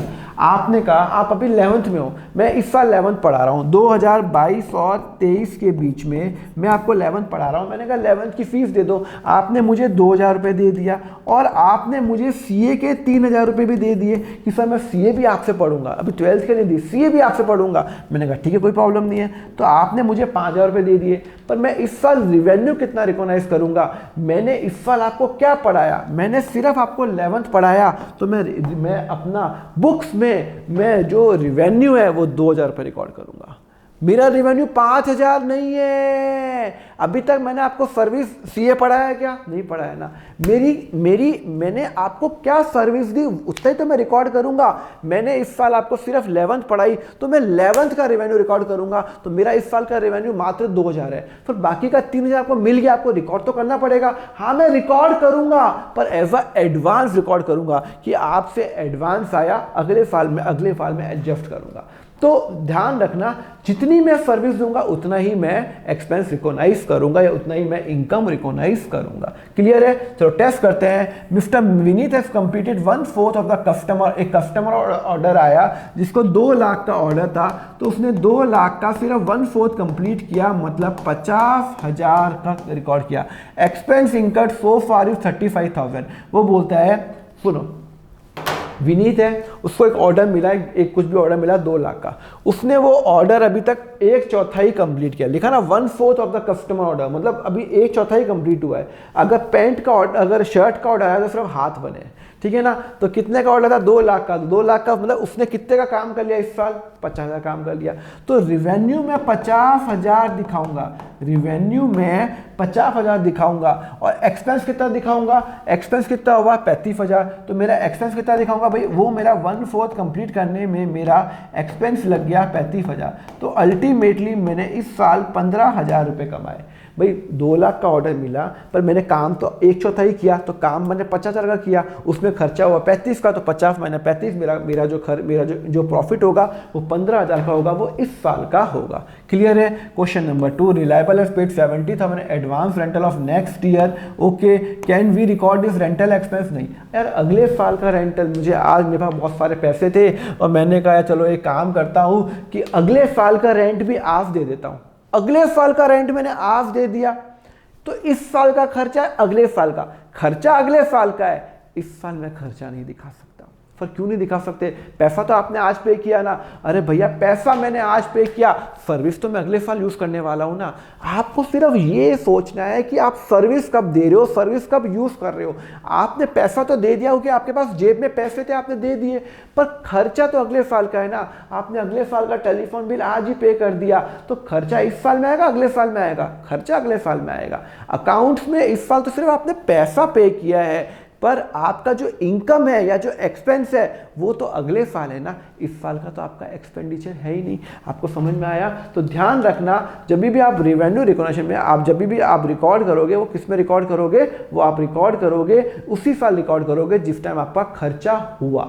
ओके, चलो अब मैं आपको आता हूं द वेरीफाइबल कंसेप्ट। तो what is this verifiable concept? देखो, वेरीफाइबल कंसेप्ट बोलता है, as per this concept all the accounting transaction should be evidence and supported by the business document. मतलब आप जो भी एंट्री अकाउंट्स में रिकॉर्ड करो, उसके प्रूफ के अंदर कुछ एक आपके पास बिल होना चाहिए या कुछ ना कुछ आपके पास पेपर होना चाहिए। अगर सपोज करो मैंने लैपटॉप परचेज किया 1 लाख का, तो भैया 1 लाख का लैपटॉप परचेज किया तो आपके पास बिल तो होना चाहिए ना 1 लाख का। ऐसा तो कि मैंने रैंडम 1 लाख का मैंने लैपटॉप दिखा दिया अपनी बुक्स में। आपको जो भी बुक्स में दिखाओ, it have to be supported by certain kind of document. हाँ, हर चीज के डॉक्यूमेंट नहीं होते।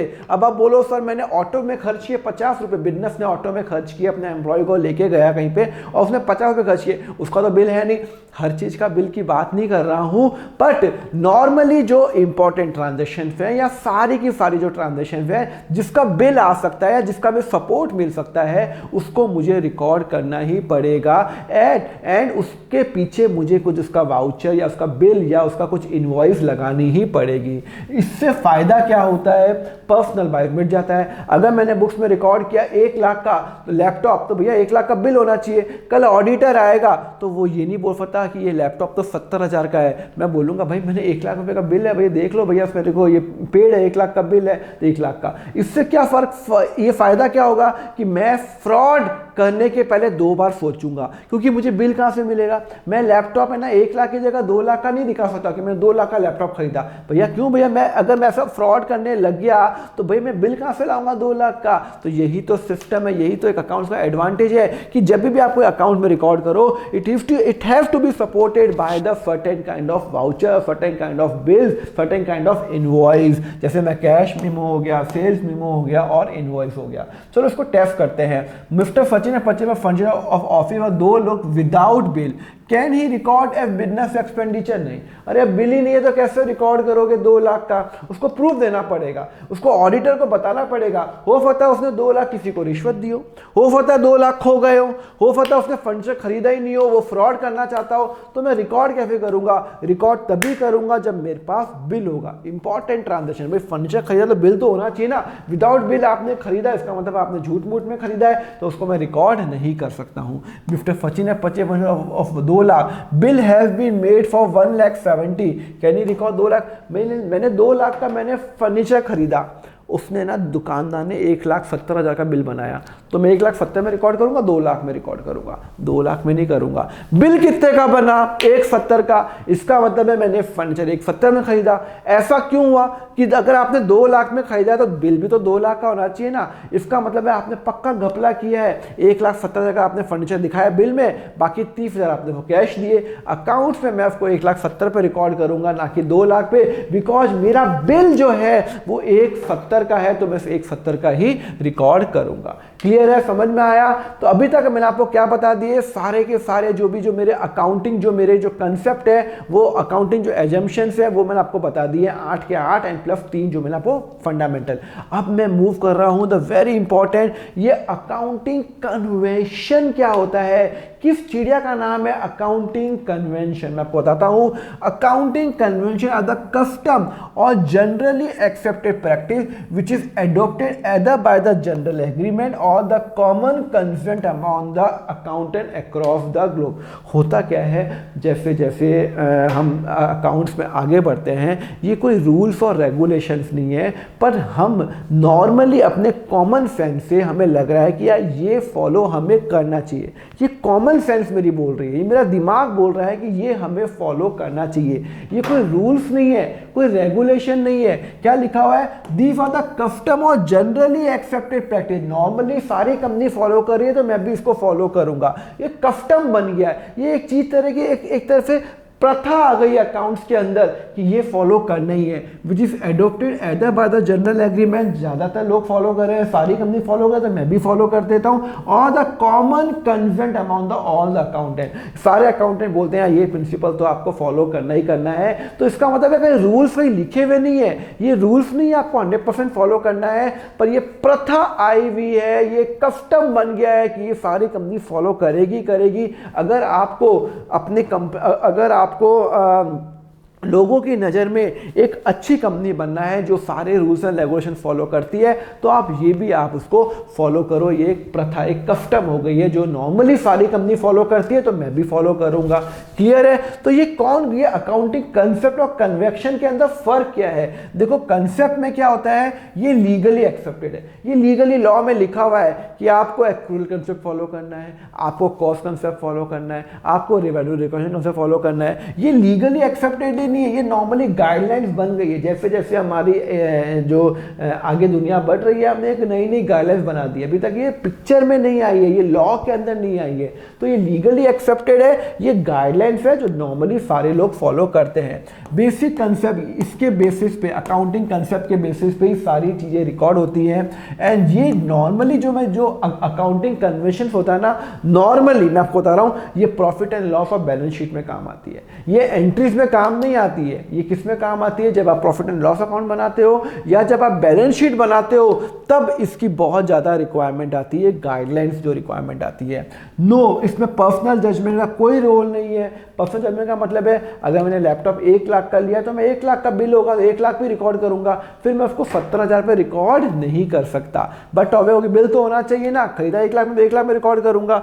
पर यहाँ पे पर्सनल जजमेंट प्ले करता है। पर्सनल जजमेंट का अभी आपको मालूम चलेगा, जो 3 इंपॉर्टेंट अकाउंटिंग कन्वेंशंस है उसमें पर्सनल जजमेंट्स क्या क्या है मालूम चलेगा। पर यहाँ पे पर्सनल जजमेंट मैटर करता है, क्या इसको दिखाऊं या नहीं दिखाऊं, अगर दिखाऊं तो कैसे दिखाऊं, क्या हेडिंग पे दिखाऊं, कैसे दिखाऊं, क्यों दिखाऊं, थोड़ा पर्सनल पर्सनल जजमेंट है, मैं आपको समझाऊंगा, ठीक है ना। यूनिफॉर्म है, नॉर्मली सारी एंटरप्राइज फॉलो करती हैं, ये यूनिफॉर्मिटी नहीं है, जरूरी नहीं है कि सारी कंपनी उसको फॉलो करें। फॉलो करोगे तो अच्छा आपकी इमेज बनेगी, आपके अंदर जो आपके जो क्लाइंट हैं आप उनके अंदर आपकी अच्छी इमेज बनेगी। तो यहाँ पे 3 अकाउंटिंग कन्वेंशंस हैं, मोस्ट एक ही 3 अकाउंटिंग है, वेरी इंपॉर्टेंट। पहला है द कंजर्वेटिव और अ प्रूडेंस कंसेप्ट, सेकेंड है फुल डिस्क्लोजर कंसेप्ट एंड तीसरा है ओहो मैटेरियलिटी कंसेप्ट। सर ये तीनों में क्या फर्क है? चलो सबसे पहले तो मैं डील करता हूं द मोस्ट इंपॉर्टेंट, मैं आपको बताता हूं अकाउंट सबसे इंपॉर्टेंट कंसेप्ट यही है। एक्यूरल तो सब है ही, पर ये कंसेप्ट बहुत बच्चे कंफ्यूज होते हैं, बहुत बच्चे पूछते हैं कि सर ये आपने ऐसे एंट्री ये ऐसे क्यों रिकॉग्नाइज की है? तो मैं आपको यहाँ पे इसका एग्जांपल दूंगा। So let's discuss the conservative और a prudence concept. So student ये कंजर्वेटिव कंसेप्ट और ये प्रूडेंस कंसेप्ट होता क्या है? देखो बहुत ही प्यारा कंसेप्ट है and a very important concept. As per the conservative और a prudence concept all the anticipated loss should be recognised in the books of account, but anticipated profit आप रिकॉग्नाइज नहीं करोगे। मतलब आप अपनी बुक्स के अंदर अगर आपको लग रहा है फ्यूचर में लॉस होने वाला है, जो ट्रांजेक्शन आज हो चुकी है पर आपको लग रहा है कि लॉस होने वाला है, तो उसका फ्यूचर का वेट मत करो, आज ही रिकॉग्नाइज कर लो। बट एंटीसिपेटेड प्रॉफिट होने वाला है वो आप रिकॉग्नाइज नहीं करो। सर समझ में नहीं आया? चलो मैं आपको एग्जांपल देता हूं सिंपल प्रैक्टिकल लाइफ का। आपके पापा मम्मी ने पूछा कि चलो बताओ पूरे साल आपके अकाउंट्स में कितने आएंगे, कितने आएंगे अकाउंट्स में कितने आएंगे? आपने बोला पापा मम्मी मेरे 100% मार्क्स आएंगे। मम्मी को बोला 100% मार्क्स आएंगे, मेरी अकाउंट बहुत स्ट्रांग है, 100% पूरे साल। अब पापा मम्मी बहुत खुश, यार मेरा बच्चा अकाउंट में बहुत होशियार है, उसके तो 100% मार्क्स अकाउंट्स में आने वाले हैं। जब आपके एक्चुअल में जब मार्क्स आए तो अकाउंट्स में मार्क्स आए 98%। कितने आए? 98%। अब आप सोचो पापा मम्मी खुश होंगे या थोड़े दुखी होंगे? वो दुखी होंगे। और फिर 98% आए तो दुखी क्यों होंगे? नहीं, आपने एक्सपेक्टेशन क्या सेट कर ली? आपने एक्सपेक्टेशन कर ली 100% की सेटअप कर ली, पूरे साल 100% गाना गाते रहे। अब 98 आए तो वो सोचेंगे यार 100% आता मजा ही आ जाता यार 98% आए। क्लियर है? तो यहाँ पे आपने एक्सपेक्टेशन क्या है सेट कर ली, बहुत हाई सेट कर ली। अगर आप पूरे साल अपने पापा में पूछते कितने मार्क्स आएंगे भाई तेरे अकाउंट्स में, आप बोलोगे पापा में 90 मार्क्स तो आ ही जाएंगे, 90% आ ही जाएंगे। तो पूरे साल कितने आएंगे? 90% तो आ ही जाएंगे, 90% तो आ ही जाएंगे। और जब रियल में आपके मार्क्स कितने आए थे? 98 आए। तो अब पापा मम्मी खुश होंगे या दुख होंगे? अब वो खुश होंगे। रीजन बीइंग आपने एक्सपेक्टेशन थोड़ी लो सेट की है, आपने एक्सपेक्टेशन 90 की सेट की है, आपके 98 आए बहुत अच्छी बात है, पर आपने एक्सपेक्टेशन कितनी सेट की है? 90 की। तो यही आपके अकाउंट्स के अंदर है। अगर आपको अकाउंट्स में लग रहा है कि फ्यूचर में लॉस होने वाला है तो आज ही आप एक्सपेक्टेशन कम कर लो और आज ही वो लॉस रिकॉग्नाइज कर लो। Recognise all the anticipated losses right now. मतलब अगर फ्यूचर में लग रहा है कि आपको ये पैसा मिलने वाला नहीं है, अगर सपोज करो मैंने ये पेन बेचा 1 लाख रुपए में, क्या मैंने पेन बेचा? मैंने राहुल को ये पेन बेचा, मैं हूं बिजनेस, मैंने मिस्टर राहुल को 1 लाख रुपए का पेन बेचा। ओके, उसने मुझे अभी 1 लाख रुपए अभी तक दिए नहीं। मैंने कहा चलो यार तू दे दे। मैंने राहुल को कॉल किया, अब वो कॉल ही नहीं उठा रहा। मैंने पेन बेच दिया, उसने कहा मैं 10 दिन बाद दूंगा। मैंने पेन उसको बेच दिया, मैंने रिकॉग्नाइज कर लिया कि मेरे 1 लाख की सेल्स हो गई। फिर मैं राहुल को कॉल कर रहा हूँ, कॉल ही नहीं उठा रहा। उसके घर वालों को कॉल किया, बोलते हैं वो तो भाग गया अमेरिका, दुबई भाग गया। अब मैं कैसे निकालूं 1 लाख रुपए, कहाँ ढूंढूं राहुल को? तो अब मेरी बुक्स में अभी क्या दिखा रहा है कि मुझे राहुल से 1 लाख रुपए लेने हैं, पर अब मुझे ये भी मालूम चल गया कि मैं कुछ भी कर लूं, कितने भी लीगल केस कर लूं, मैं राहुल से पैसे निकाल नहीं पाऊंगा, बिकॉज मुझे पता ही नहीं है कि वो किधर है। बहुत ट्राई कर लिया मैंने, अब मुझे पता है कि वो पैसे डूब गए, 1 लाख डूब गए, तो मैं अपनी बुक्स में 1 लाख रुपए खर्चा दिखा दूंगा। कि मेरा नुकसान हो गया, 1 लाख का नुकसान हो गया। कैसे? क्योंकि मैंने सामान 1 लाख का बेचा, वो पैसे नहीं आए, तो 1 लाख रुपए का मेरा क्या हो गया? नुकसान हो गया। मैं ऐसा नहीं करूंगा कि मैं 15 साल वेट करूंगा कि राहुल कभी आएगा, मेरे करण अर्जुन आएंगे, ये सब नहीं होगा। अकाउंट बोलता है भाई आपको आज मालूम चल गया ना कि भाई वो पैसे नहीं आने वाले, कंफर्म हो गया ना, मतलब आपको कंफर्म हो गया ना, कंपनी को कंफर्म हो गया, पैसे डूब गए, तो आप फ्यूचर का क्यों वेट करते हो? आज ही रिकॉग्नाइज कर लो, फ्यूचर का फिर आपको वेट करने की जरूरत नहीं है। तो मैं आपको एक बहुत ही ब्रिलियंट एग्जांपल देता हूं। देखो मैं आपको एक सिंपल एग्जांपल देता हूं। सपोज करो कि मेरा बिजनेस है, मैं सीडी बनाता हूं, सीडी आती ना, सीडी है, फिर गोल गोल सीडी आती थी पहले, ठीक है ना। वो सीडी के मेरा खर्चा आ रहा है 6 रुपये का। कितना खर्चा आ रहा है? 6 रुपये खर्चा आ रहा है। एक सीडी बनाने का 6 रुपये। अब हुआ क्या? पेन ड्राइव आ गई, गूगल ड्राइव आ गई। अब सीडी कौन यूज़ करता है भाई साहब? कोई यूज़ नहीं करता सीडी। मैं बाजार में बेचने में गया कि ये सीडी खरीदोगे 6 रुपये में, कोई खरीदने को तैयार नहीं है। मेरे पास अभी मैंने 1000 सीडी इस साल बनाई थी, 1000 सीडी बनाई थी, मतलब 1000 सीडी मेरे पास अभी दुकान पे पड़ी हुई है। और एक सीडी मेरी कितने की? 6 रुपये की मैंने खरीद है, और मुझे पता है कि 6 रुपये में बिकी नहीं रही है। मैंने कहा यार, लोगों को बोला यार अब मेरा क्या 10 रुपये में खरीद लो, नहीं, 9 में खरीद लो, नहीं, 8 में खरीद लो, नहीं, 7 में खरीद लो, कोई खरीदने, अरे 6 में खरीद लो यार, नहीं। मैंने कहा 5 में खरीद लो, तो लोग कुछ एक लोग लेने को तैयार हो गए। मतलब मैंने 6 रुपये की सीडी बनाई, 5 रुपये में बिकने को तैयार है, उससे ज़्यादा नहीं है, 1 रुपये का नुकसान हो गया। तो मैं अपनी बुक्स में सीडी की वैल्यू कितनी दिखाऊं भाई? आज मैं मेरी बुक्स के अंदर, मेरे अकाउंट्स में मेरे 1000 सीडी दुकान पे पड़ी हुई है, तो कल ऑडिटर आएगा, पूछेगा कि कितने का सामान पड़ा हुआ है, तो मैं ये बोलूँ मेरे पास 1000 का सामान पड़ा हुआ है, एक 6 रुपये का है, तो 6000 का सामान पड़ा हुआ है। क्या मैं उसको ये बोलूं, या मैं उसको बोलूं नहीं 6 रुपये का नहीं है, मेरे पास 1000 का सीडी पड़ी हुई है, पर वो 5 में बिकने वाली है, तो 5000 का। अब बताओ क्या रियल पिक्चर क्या दिखाऊं? मेरी दुकान पे सामान कितने का पड़ा है? 6 का पड़ा हुआ है, 5 का पड़ा हुआ है। सर सामान तो 6 का है, बनाने में 6000 खर्च हुए, पर जब वो बिकेगा ही नहीं 6 में, मुझे पता है कि मार्केट खराब हो रहा है, आज 5 है, कल 3 रुपये हो जाएगा, 2 रुपये हो जाएगा। इसका मतलब है कि आज मुझे मालूम चल गया कि मार्केट आज, अब ये मेरी सीडी 6 रुपये में तो बिकने को तैयार ही नहीं है, 5 में बिकेगी, मुझे आज मालूम चल गया।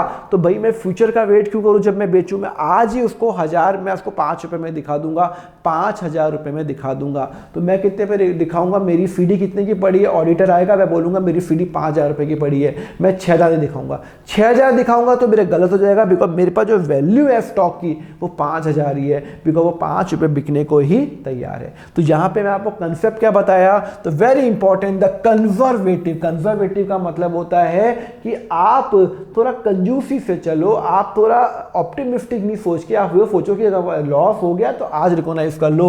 तो यही कंसेप्ट है कि आपको रियलिस्टिक पिक्चर देता है। It ensure the financial statement give the realistic picture of the affair of the enterprise and do not paint a better picture than it is actually necessary. इसी का एग्जांपल देता हूं। Cost price मेरी 6 रुपये है, suppose करो कि मेरी मार्केट में जो सीडी बिकने वो 10 रुपये में बिकने को तैयार है। तो अगर 10 रुपये बिकने को तैयार है तो मैं अपनी बुक्स में जो सीडी है वो कितने की दिखाऊंगा? मैंने सीडी बनाई 6 रुपये की, आज मार्केट में 10 रुपये बिकने को तैयार है, तो मैं बुक्स में वो जो सीडी है कितने की दिखाऊं? 6 की दिखाऊं, 10 की दिखाऊं? मैं उसको 6 की दिखाऊंगा। सर क्यों सर? अभी तो आप बोल रहे थे कि सर अगर 5 हो तो 5 में दिखाओ, अगर उसकी प्राइस 10 रुपये तो आप 10 रुपये में दिखाओ ना। नहीं, मैंने सीडी कितने की बनाई? 1000 की। कितने का एक सीडी कितने की बनाई? 6 रुपये की। तो मैं अपनी बुक्स में सीडी दिखाऊंगा कि मेरे अभी दुकान पे 6000 रुपये की सीडी पड़ी हुई है।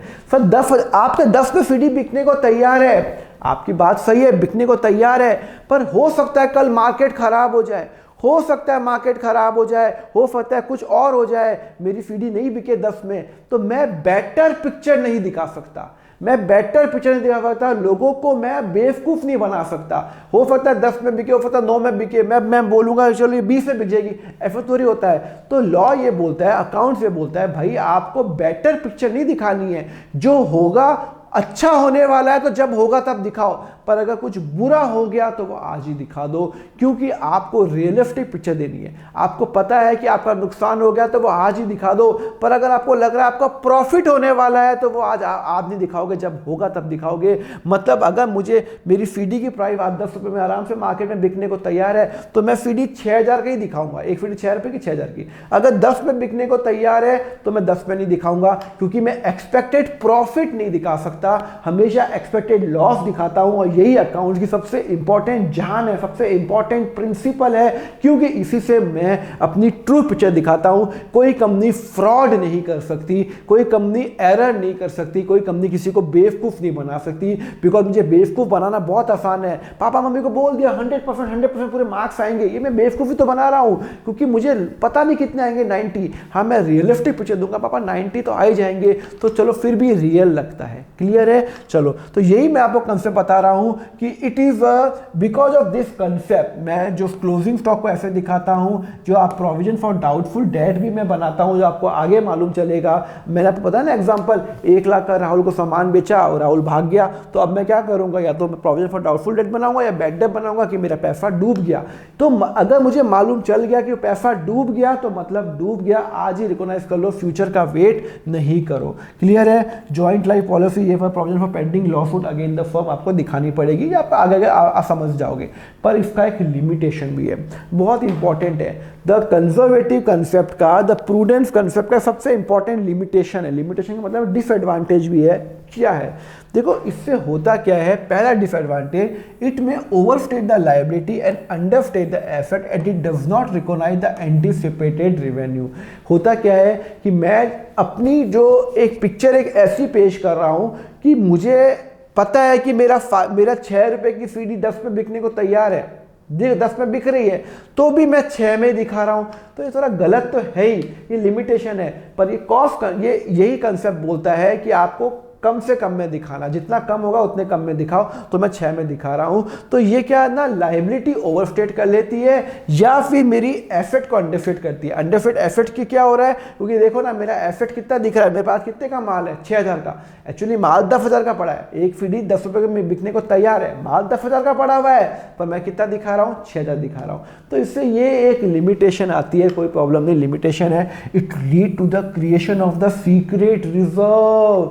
मैं जानकर अपनी बुक्स में लॉस दिखा सकता हूँ, लॉस दिखा सकता हूँ। मुझे ना इस साल इनकम टैक्स पे नहीं करना गवर्नमेंट को, तो मैंने क्या बोल दिया, मैंने गवर्नमेंट को बोल दिया मेरे पास 6 रुपए की सीडी है, तो मार्केट में ना 5 रुपए में, ये 5 रुपए में बिकने को तैयार है, तो यार मैं तो ज़्यादा लॉस दिखा रहा हूँ, लॉस पे तो गवर्नमेंट टैक्स लेगी नहीं, गवर्नमेंट टैक्स तो प्रॉफिट पे लेती है। तो इससे ना मैं सीक्रेट रिजर्व बनाता रहता हूँ एक डाउटफुल डेट से। जब मैं आपको आगे बढ़ोगे, फाइनल अकाउंट में प्रोविजन फॉर डाउटफुल डेट बना दिया तो वो होगा। And it also lead to a lower profit. भाई आज इसकी वजह से मेरा प्रॉफिट कम होगा, अगर मैं फ्यूचर का जो लॉस है वो आज दिखा रहा हूं तो मेरा प्रॉफिट तो कम होने ही वाला है ना। तो 3 मेजर लिमिटेशन है। पहली लिमिटेशन है कि भैया ये ओवरस्टेट लायबिलिटी या अंडरस्टेट रेवेन्यू का एसेट कर लेता है। दूसरा, ये एक सीक्रेट रिजर्व बना लेता है, क्योंकि आपको लग रहा है कि आपको लॉस होने वाला है तो आपने आज रिकॉग्नाइज कर लिया। हो सकता है लॉस हो, नहीं हो सकता है कि मुझे लग रहा है कि राहुल ने जो 1 लाख रुपए वो दुबई भाग गया, कोई रीजन से भागा हो सकता है वो वापस आके मुझे पैसे दे दे, तो मैंने बिना फालतू का लॉस आज दिखा दिया, हो सकता है ना। Then it lead to a lower profit, loss future का लॉस आज दिखा, तो मेरा प्रॉफिट तो कम होगा ही होगा ना। तो it may lead to this. तो पीछे 3 लिमिटेशन, ये आपकी 3 लिमिटेशन है। टेस्ट करें, चलो बहुत इंपॉर्टेंट है। Companies having a stock of ₹550,000, जो मेरी कॉस्ट है उसकी मार्केट वैल्यू 45,000 है, कितने पे दिखाऊं? मैंने जो स्टॉक का मतलब होता है जो सामान मेरी दुकान पे पड़ा हुआ है, वो बनाने का खर्चा मेरा 50,000 है, मार्केट में बिकने को तैयार है 45,000, तो मैं कितने पे दिखाऊंगा? मैं 45 पे दिखाऊंगा, मैं 45 पे दिखाऊंगा। रीजन, क्योंकि मैंने आपको कहा ना एंटिसिपेटेड लॉस रिकॉग्नाइज कर लो। जो सामान मैंने बनाया 50,000 का, मार्केट में बिकने को तैयार है 45 में, ओ भाई नुकसान हो गया। कितने का नुकसान हो गया? 5,000 का नुकसान हो गया। तो मैं अपनी स्टॉक की वैल्यू 50 नहीं दिखा के 45 दिखाऊंगा। क्लियर है? रिकॉग्नाइज ऑल एंटिसिपेटेड लॉसेस, तो 45। सेम क्वेश्चन, 50,000 कॉस्ट है पर आज उसकी मार्केट वैल्यू 60 है, तो कितने पे रिकॉग्नाइज करूंगा? 50 या 60?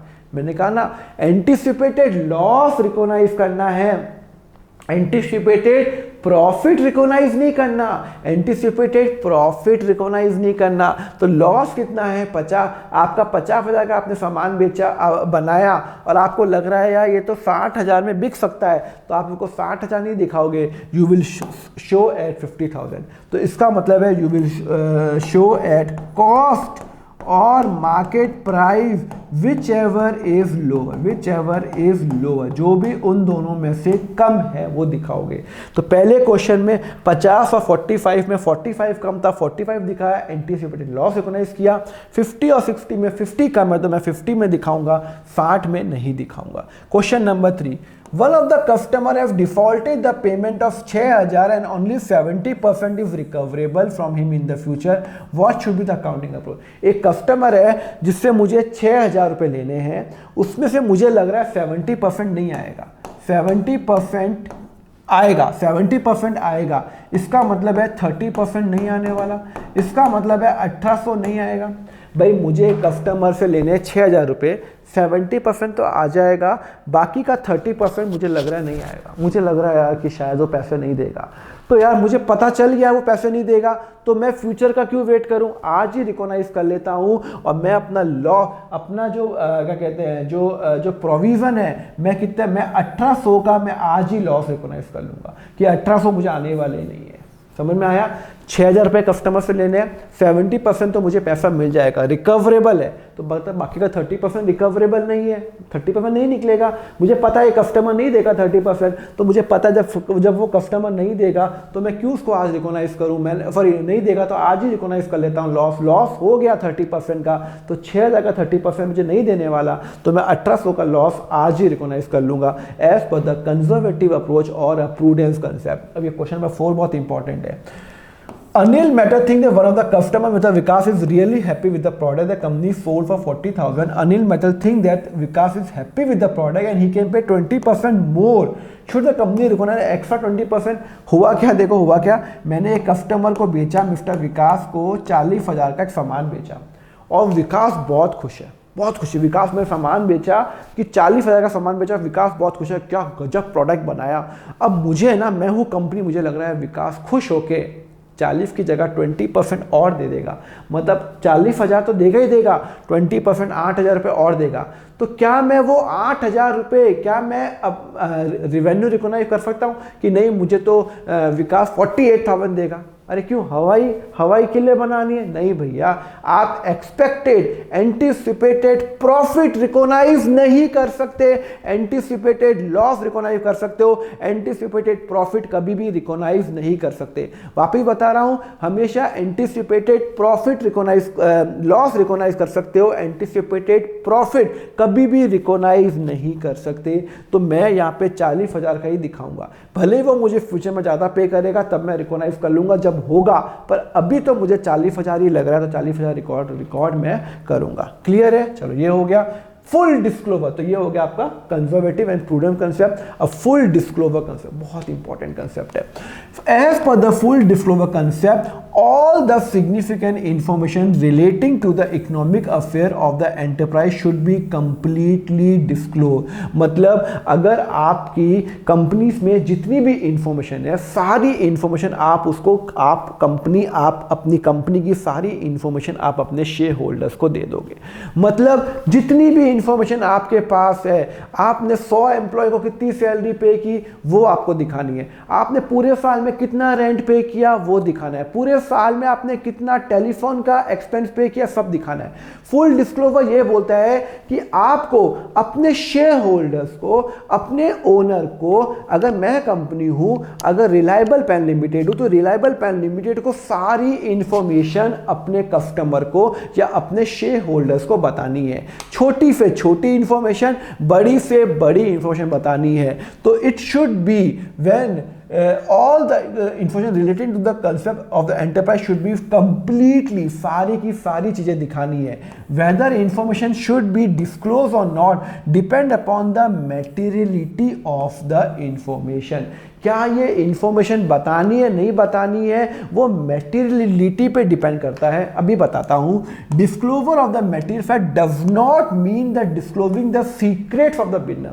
ऐसा नहीं है कि भाई फुल डिस्क्लोजर बोला हुआ है कि आपको अपने शेयर होल्डर को सब बताना है। पूरे साल में कितना रेंट पे किया 5 लाख, पूरे साल में कितना आपने खाने में खर्च किया 6 लाख, पूरे साल में कितनी आपने सेल्स की 50 लाख। तो ये सब आपको बताना है अपने शेयर होल्डर को, कुछ भी चीज़ें आपको छुपानी नहीं है। पर ये इसका मतलब ये नहीं कि आप अपने लोगों को सीक्रेट्स बता दो। सीक्रेट्स नहीं, अगर मैं अपने सीक्रेट्स बता दूंगा कंपनी के तो कोई भी कंपनी मेरा फॉलो कर लेगी और मेरे को पीछे छोड़ देगी। आज जो कोक कंपनी है उसका जो कोक बनाने का जो फॉर्मूला है ना वो आज भी सीक्रेट है। वो सिर्फ कुछ गिने चुने लोगों को पता है, 4-5 लोगों को पता और किसी को पता नहीं है। गूगल पे सर्च कर लेना। तो कोक जो ओरिजिनल कोक है उसका सीक्रेट अभी किसी को नहीं पता, वो सीक्रेट है।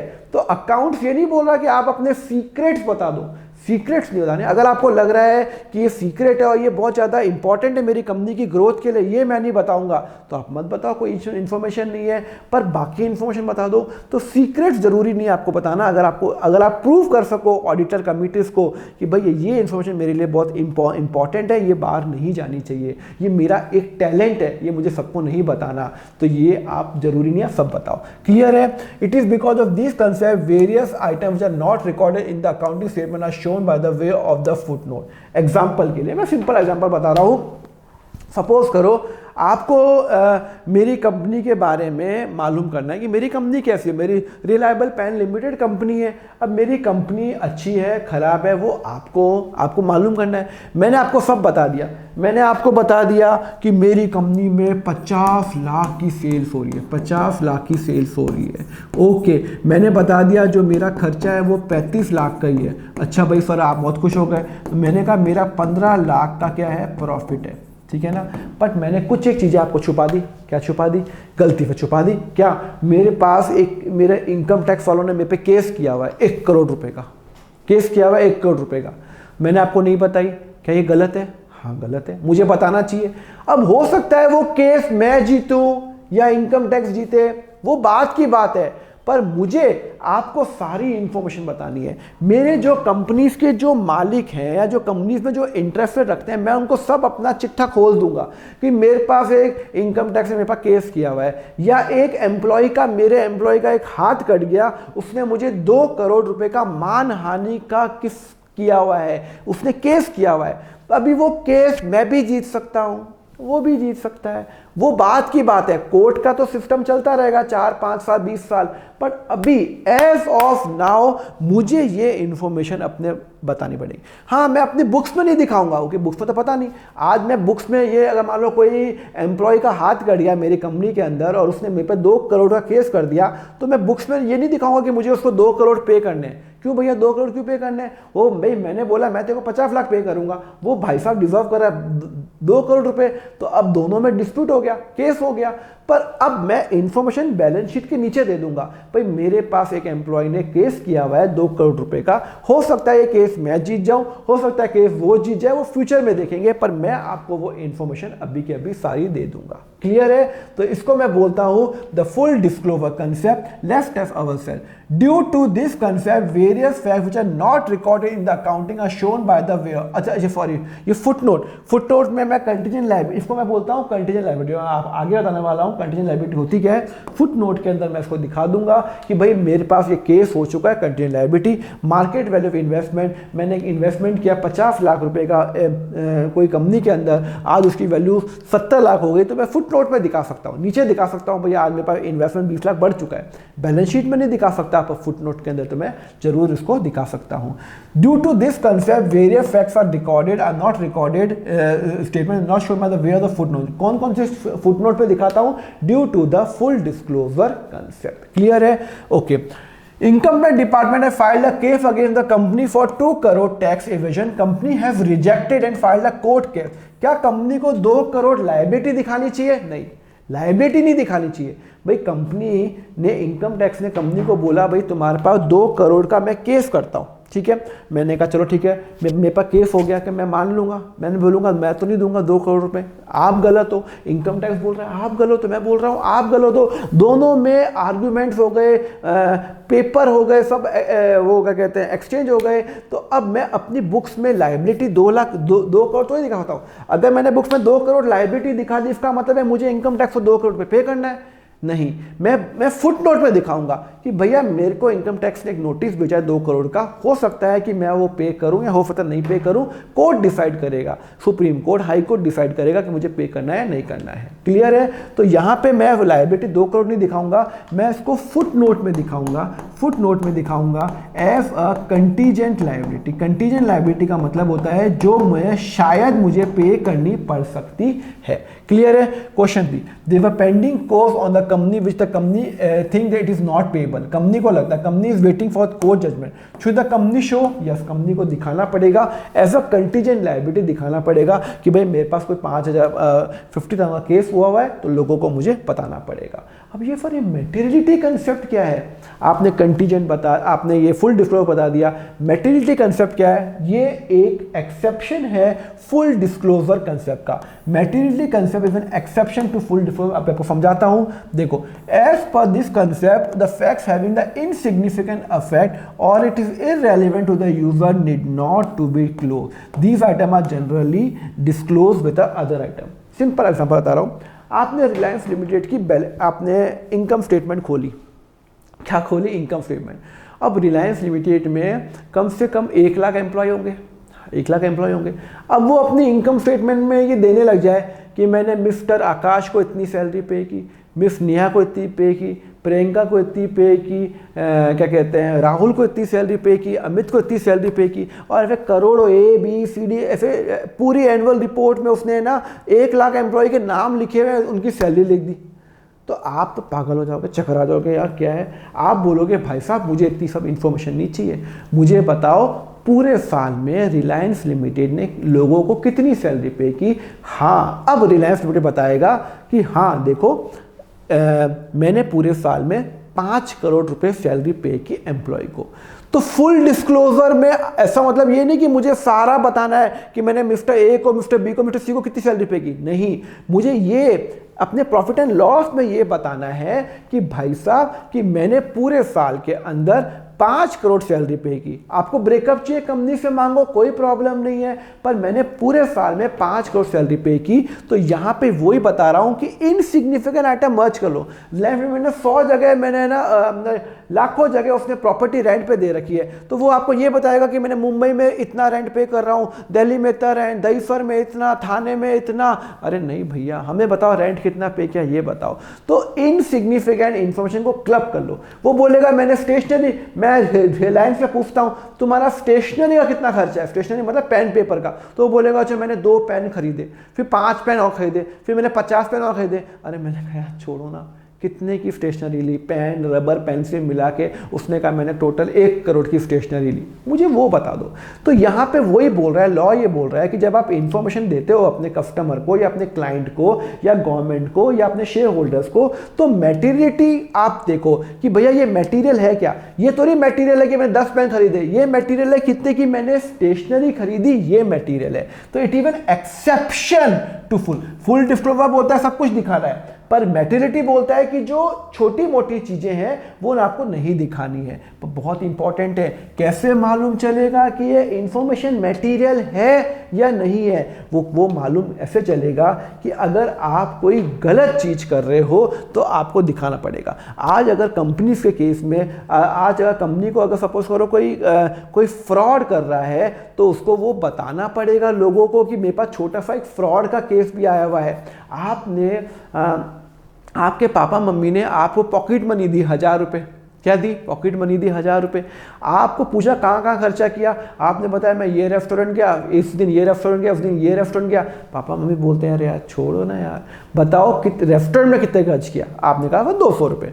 अच्छा ठीक है, और क्या खर्चा किया? मूवीज़ में गया 500 रुपये, बुक्स खरीदी 300 रुपये की। पापा मम्मी खुश, कोई प्रॉब्लम नहीं है। बट आपने क्या किया? रेस्टोरेंट में एक गलत काम भी किया। आपने कोई गलत या तो कोई आपने सिगरेट पी ली या आपने कोई दारू पी ली, तो वो आपने पापा मम्मी को नहीं बताया। वो आपने पापा मम्मी को नहीं बताया। अब आप खुद ही सोचो, ये इंफॉर्मेशन भी तो बतानी थी ना।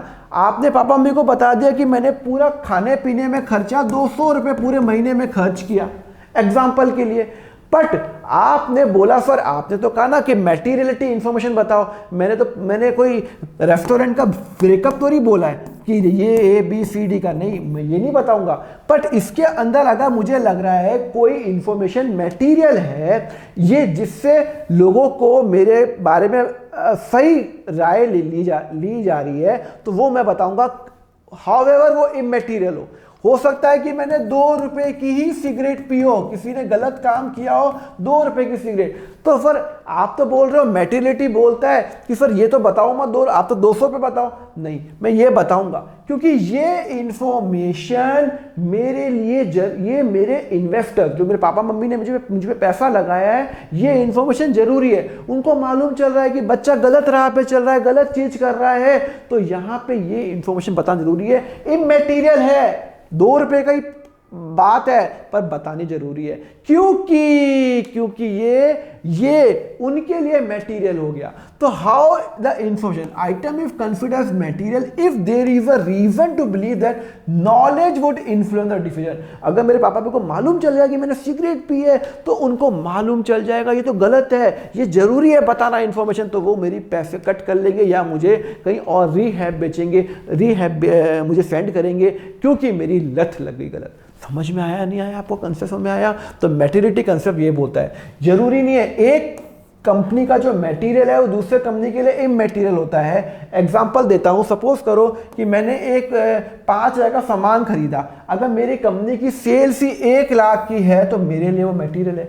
मैं 1 लाख का सामान बेचता हूं, मैंने 5,000 का सामान खरीदा, एक छोटा सा सामान खरीदा, तो भैया वो 5,000 का सामान मेरे लिए मटेरियल है। पर अगर मेरी सेल्स 1 करोड़ रुपए है तो मेरे लिए 5,000 रुपए इमैटेरियल है। एग्जाम्पल देता हूं, रिलायंस लिमिटेड इतनी बड़ी कंपनी है, करोड़ों की कंपनी है, उसने एक अलार्म क्लॉक खरीदी 5,000 की, वो क्या दिखाऊं?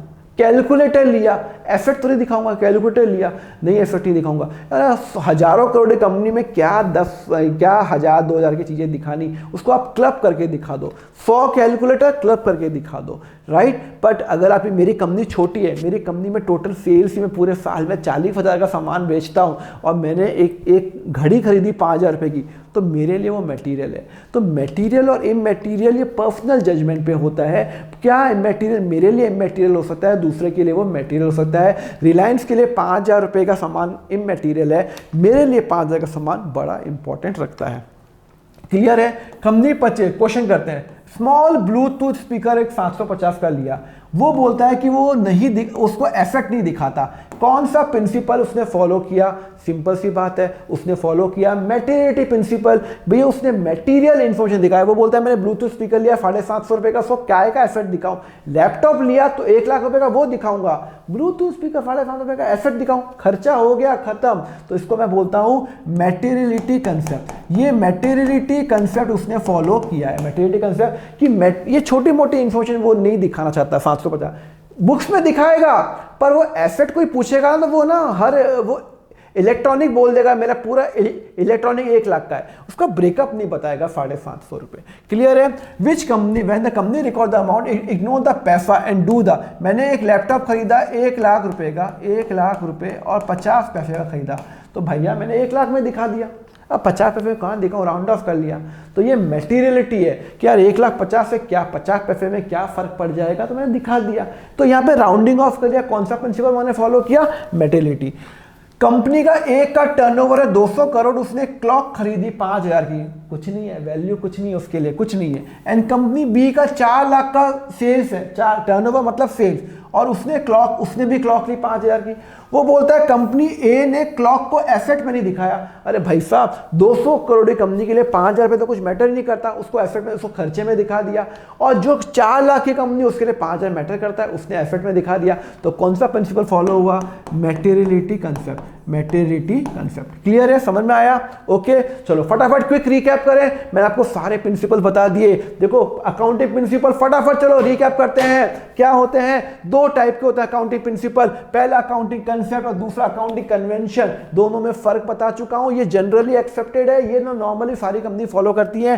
फंडामेंटल अकाउंटिंग एजम्पशन जो हर कंपनी को फॉलो करना ही पड़ेगा, कुछ भी हो जाए अगर नहीं फॉलो करेगा तो कंपनी को नीचे लिखना पड़ेगा। कौन कौन से हैं? Going concern, consistency and accrual. Going concern company हमेशा चलती रहेगी, कंसिस्टेंसी वो प्रिंसिपल होता है एक अगर आप फॉलो करोगे तो आप हर साल फॉलो करते रहोगे। एंड एक्विरल कंसेप्ट वो होता है कि आपने अगर कोई चीज खर्चा कर लिया तो उसको रिकॉर्ड करो, इनकम हो गई तो रिकॉर्ड करो, पैसा आया नहीं आया सो आपको फर्क नहीं पड़ता। फिर आएगा other accounting business entity concept. Business और ओनर दो अलग एंटिटी है। मनी मेजरमेंट जो पैसों में मेजर करते हैं वही रिकॉर्ड करेंगे। अकाउंटिंग पीरियड आपका साल में डिवाइड करोगे, पूरा साल फाइनेंशियल ईयर। कॉस्ट कंसेप्ट आपने 1 लाख का सामान लिया, एमआरपी 1 लाख है, आपने खरीदा 70,000 में तो आप रिकॉर्ड 17,000 रुपए में करोगे। ड्यूल एस्पेक्ट हर के दो ट्रांजैक्शन होते हैं, एक लेफ्ट और एक राइट, एक डेबिट और एक क्रेडिट। मैंने मशीन खरीदी तो मशीन आई और उसका पैसा गया, ड्यूल एस्पेक्ट। रिवेन्यू रिकॉग्नाइजेशन मैंने 5,000 का सामान आज बेचा, पैसे 4,000 ही आए, फर्क नहीं पड़ता, सामान तो 5 का बेचा ना, 4,000 आ जाए 1,000 रुपए बाद में आ जाएंगे तो रिवेन्यू रिकॉग्निशन हो गया। मैचिंग कंसेप्ट जितना खर्चा करूंगा उतना ही मैं कॉस्ट रिकॉग्नाइज करूंगा, उतना ही अफेक्ट का। अगर मेरा बिल्डिंग आई 1/4 खत्म किया तो 1/4 ही रिवेन्यू रिकॉग्नाइज करूंगा। और वेरीफाइबल कंसेप्ट आपको पता ही है कि हर चीज के साथ एक बिल होना चाहिए, एक इनवॉइस होना चाहिए। एंड अकाउंटिंग कन्वेंशन जो जनरली एक्सेप्टेड फॉलो गाइडलाइंस जो फॉलो होती है, नॉर्मली जो लोग फॉलो करते हैं, सारी कंपनी हमने फॉलो कर ली और ये balance sheet profit and loss में काम आती है। कंजर्वेटिव, अरे कंजर्वेटिव का मतलब होता है expected loss, anticipated loss recognise कर लो, एंटीसिपेटेड प्रॉफिट रिकॉग्नाइज कभी भी मत करना।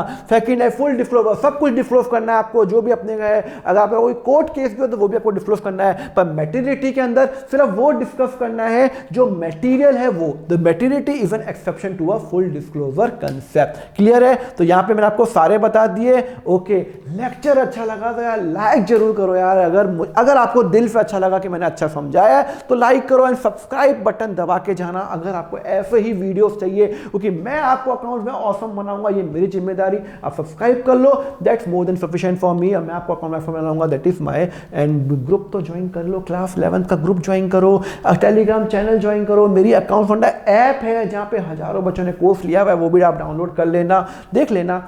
सब्सक्राइब तो आप कर ही लोगे अगर आपको लेक्चर अच्छा लगता हो तो। And just do like and subscribe and yes, thank you very much for watching the lecture. Have a great day, thank you.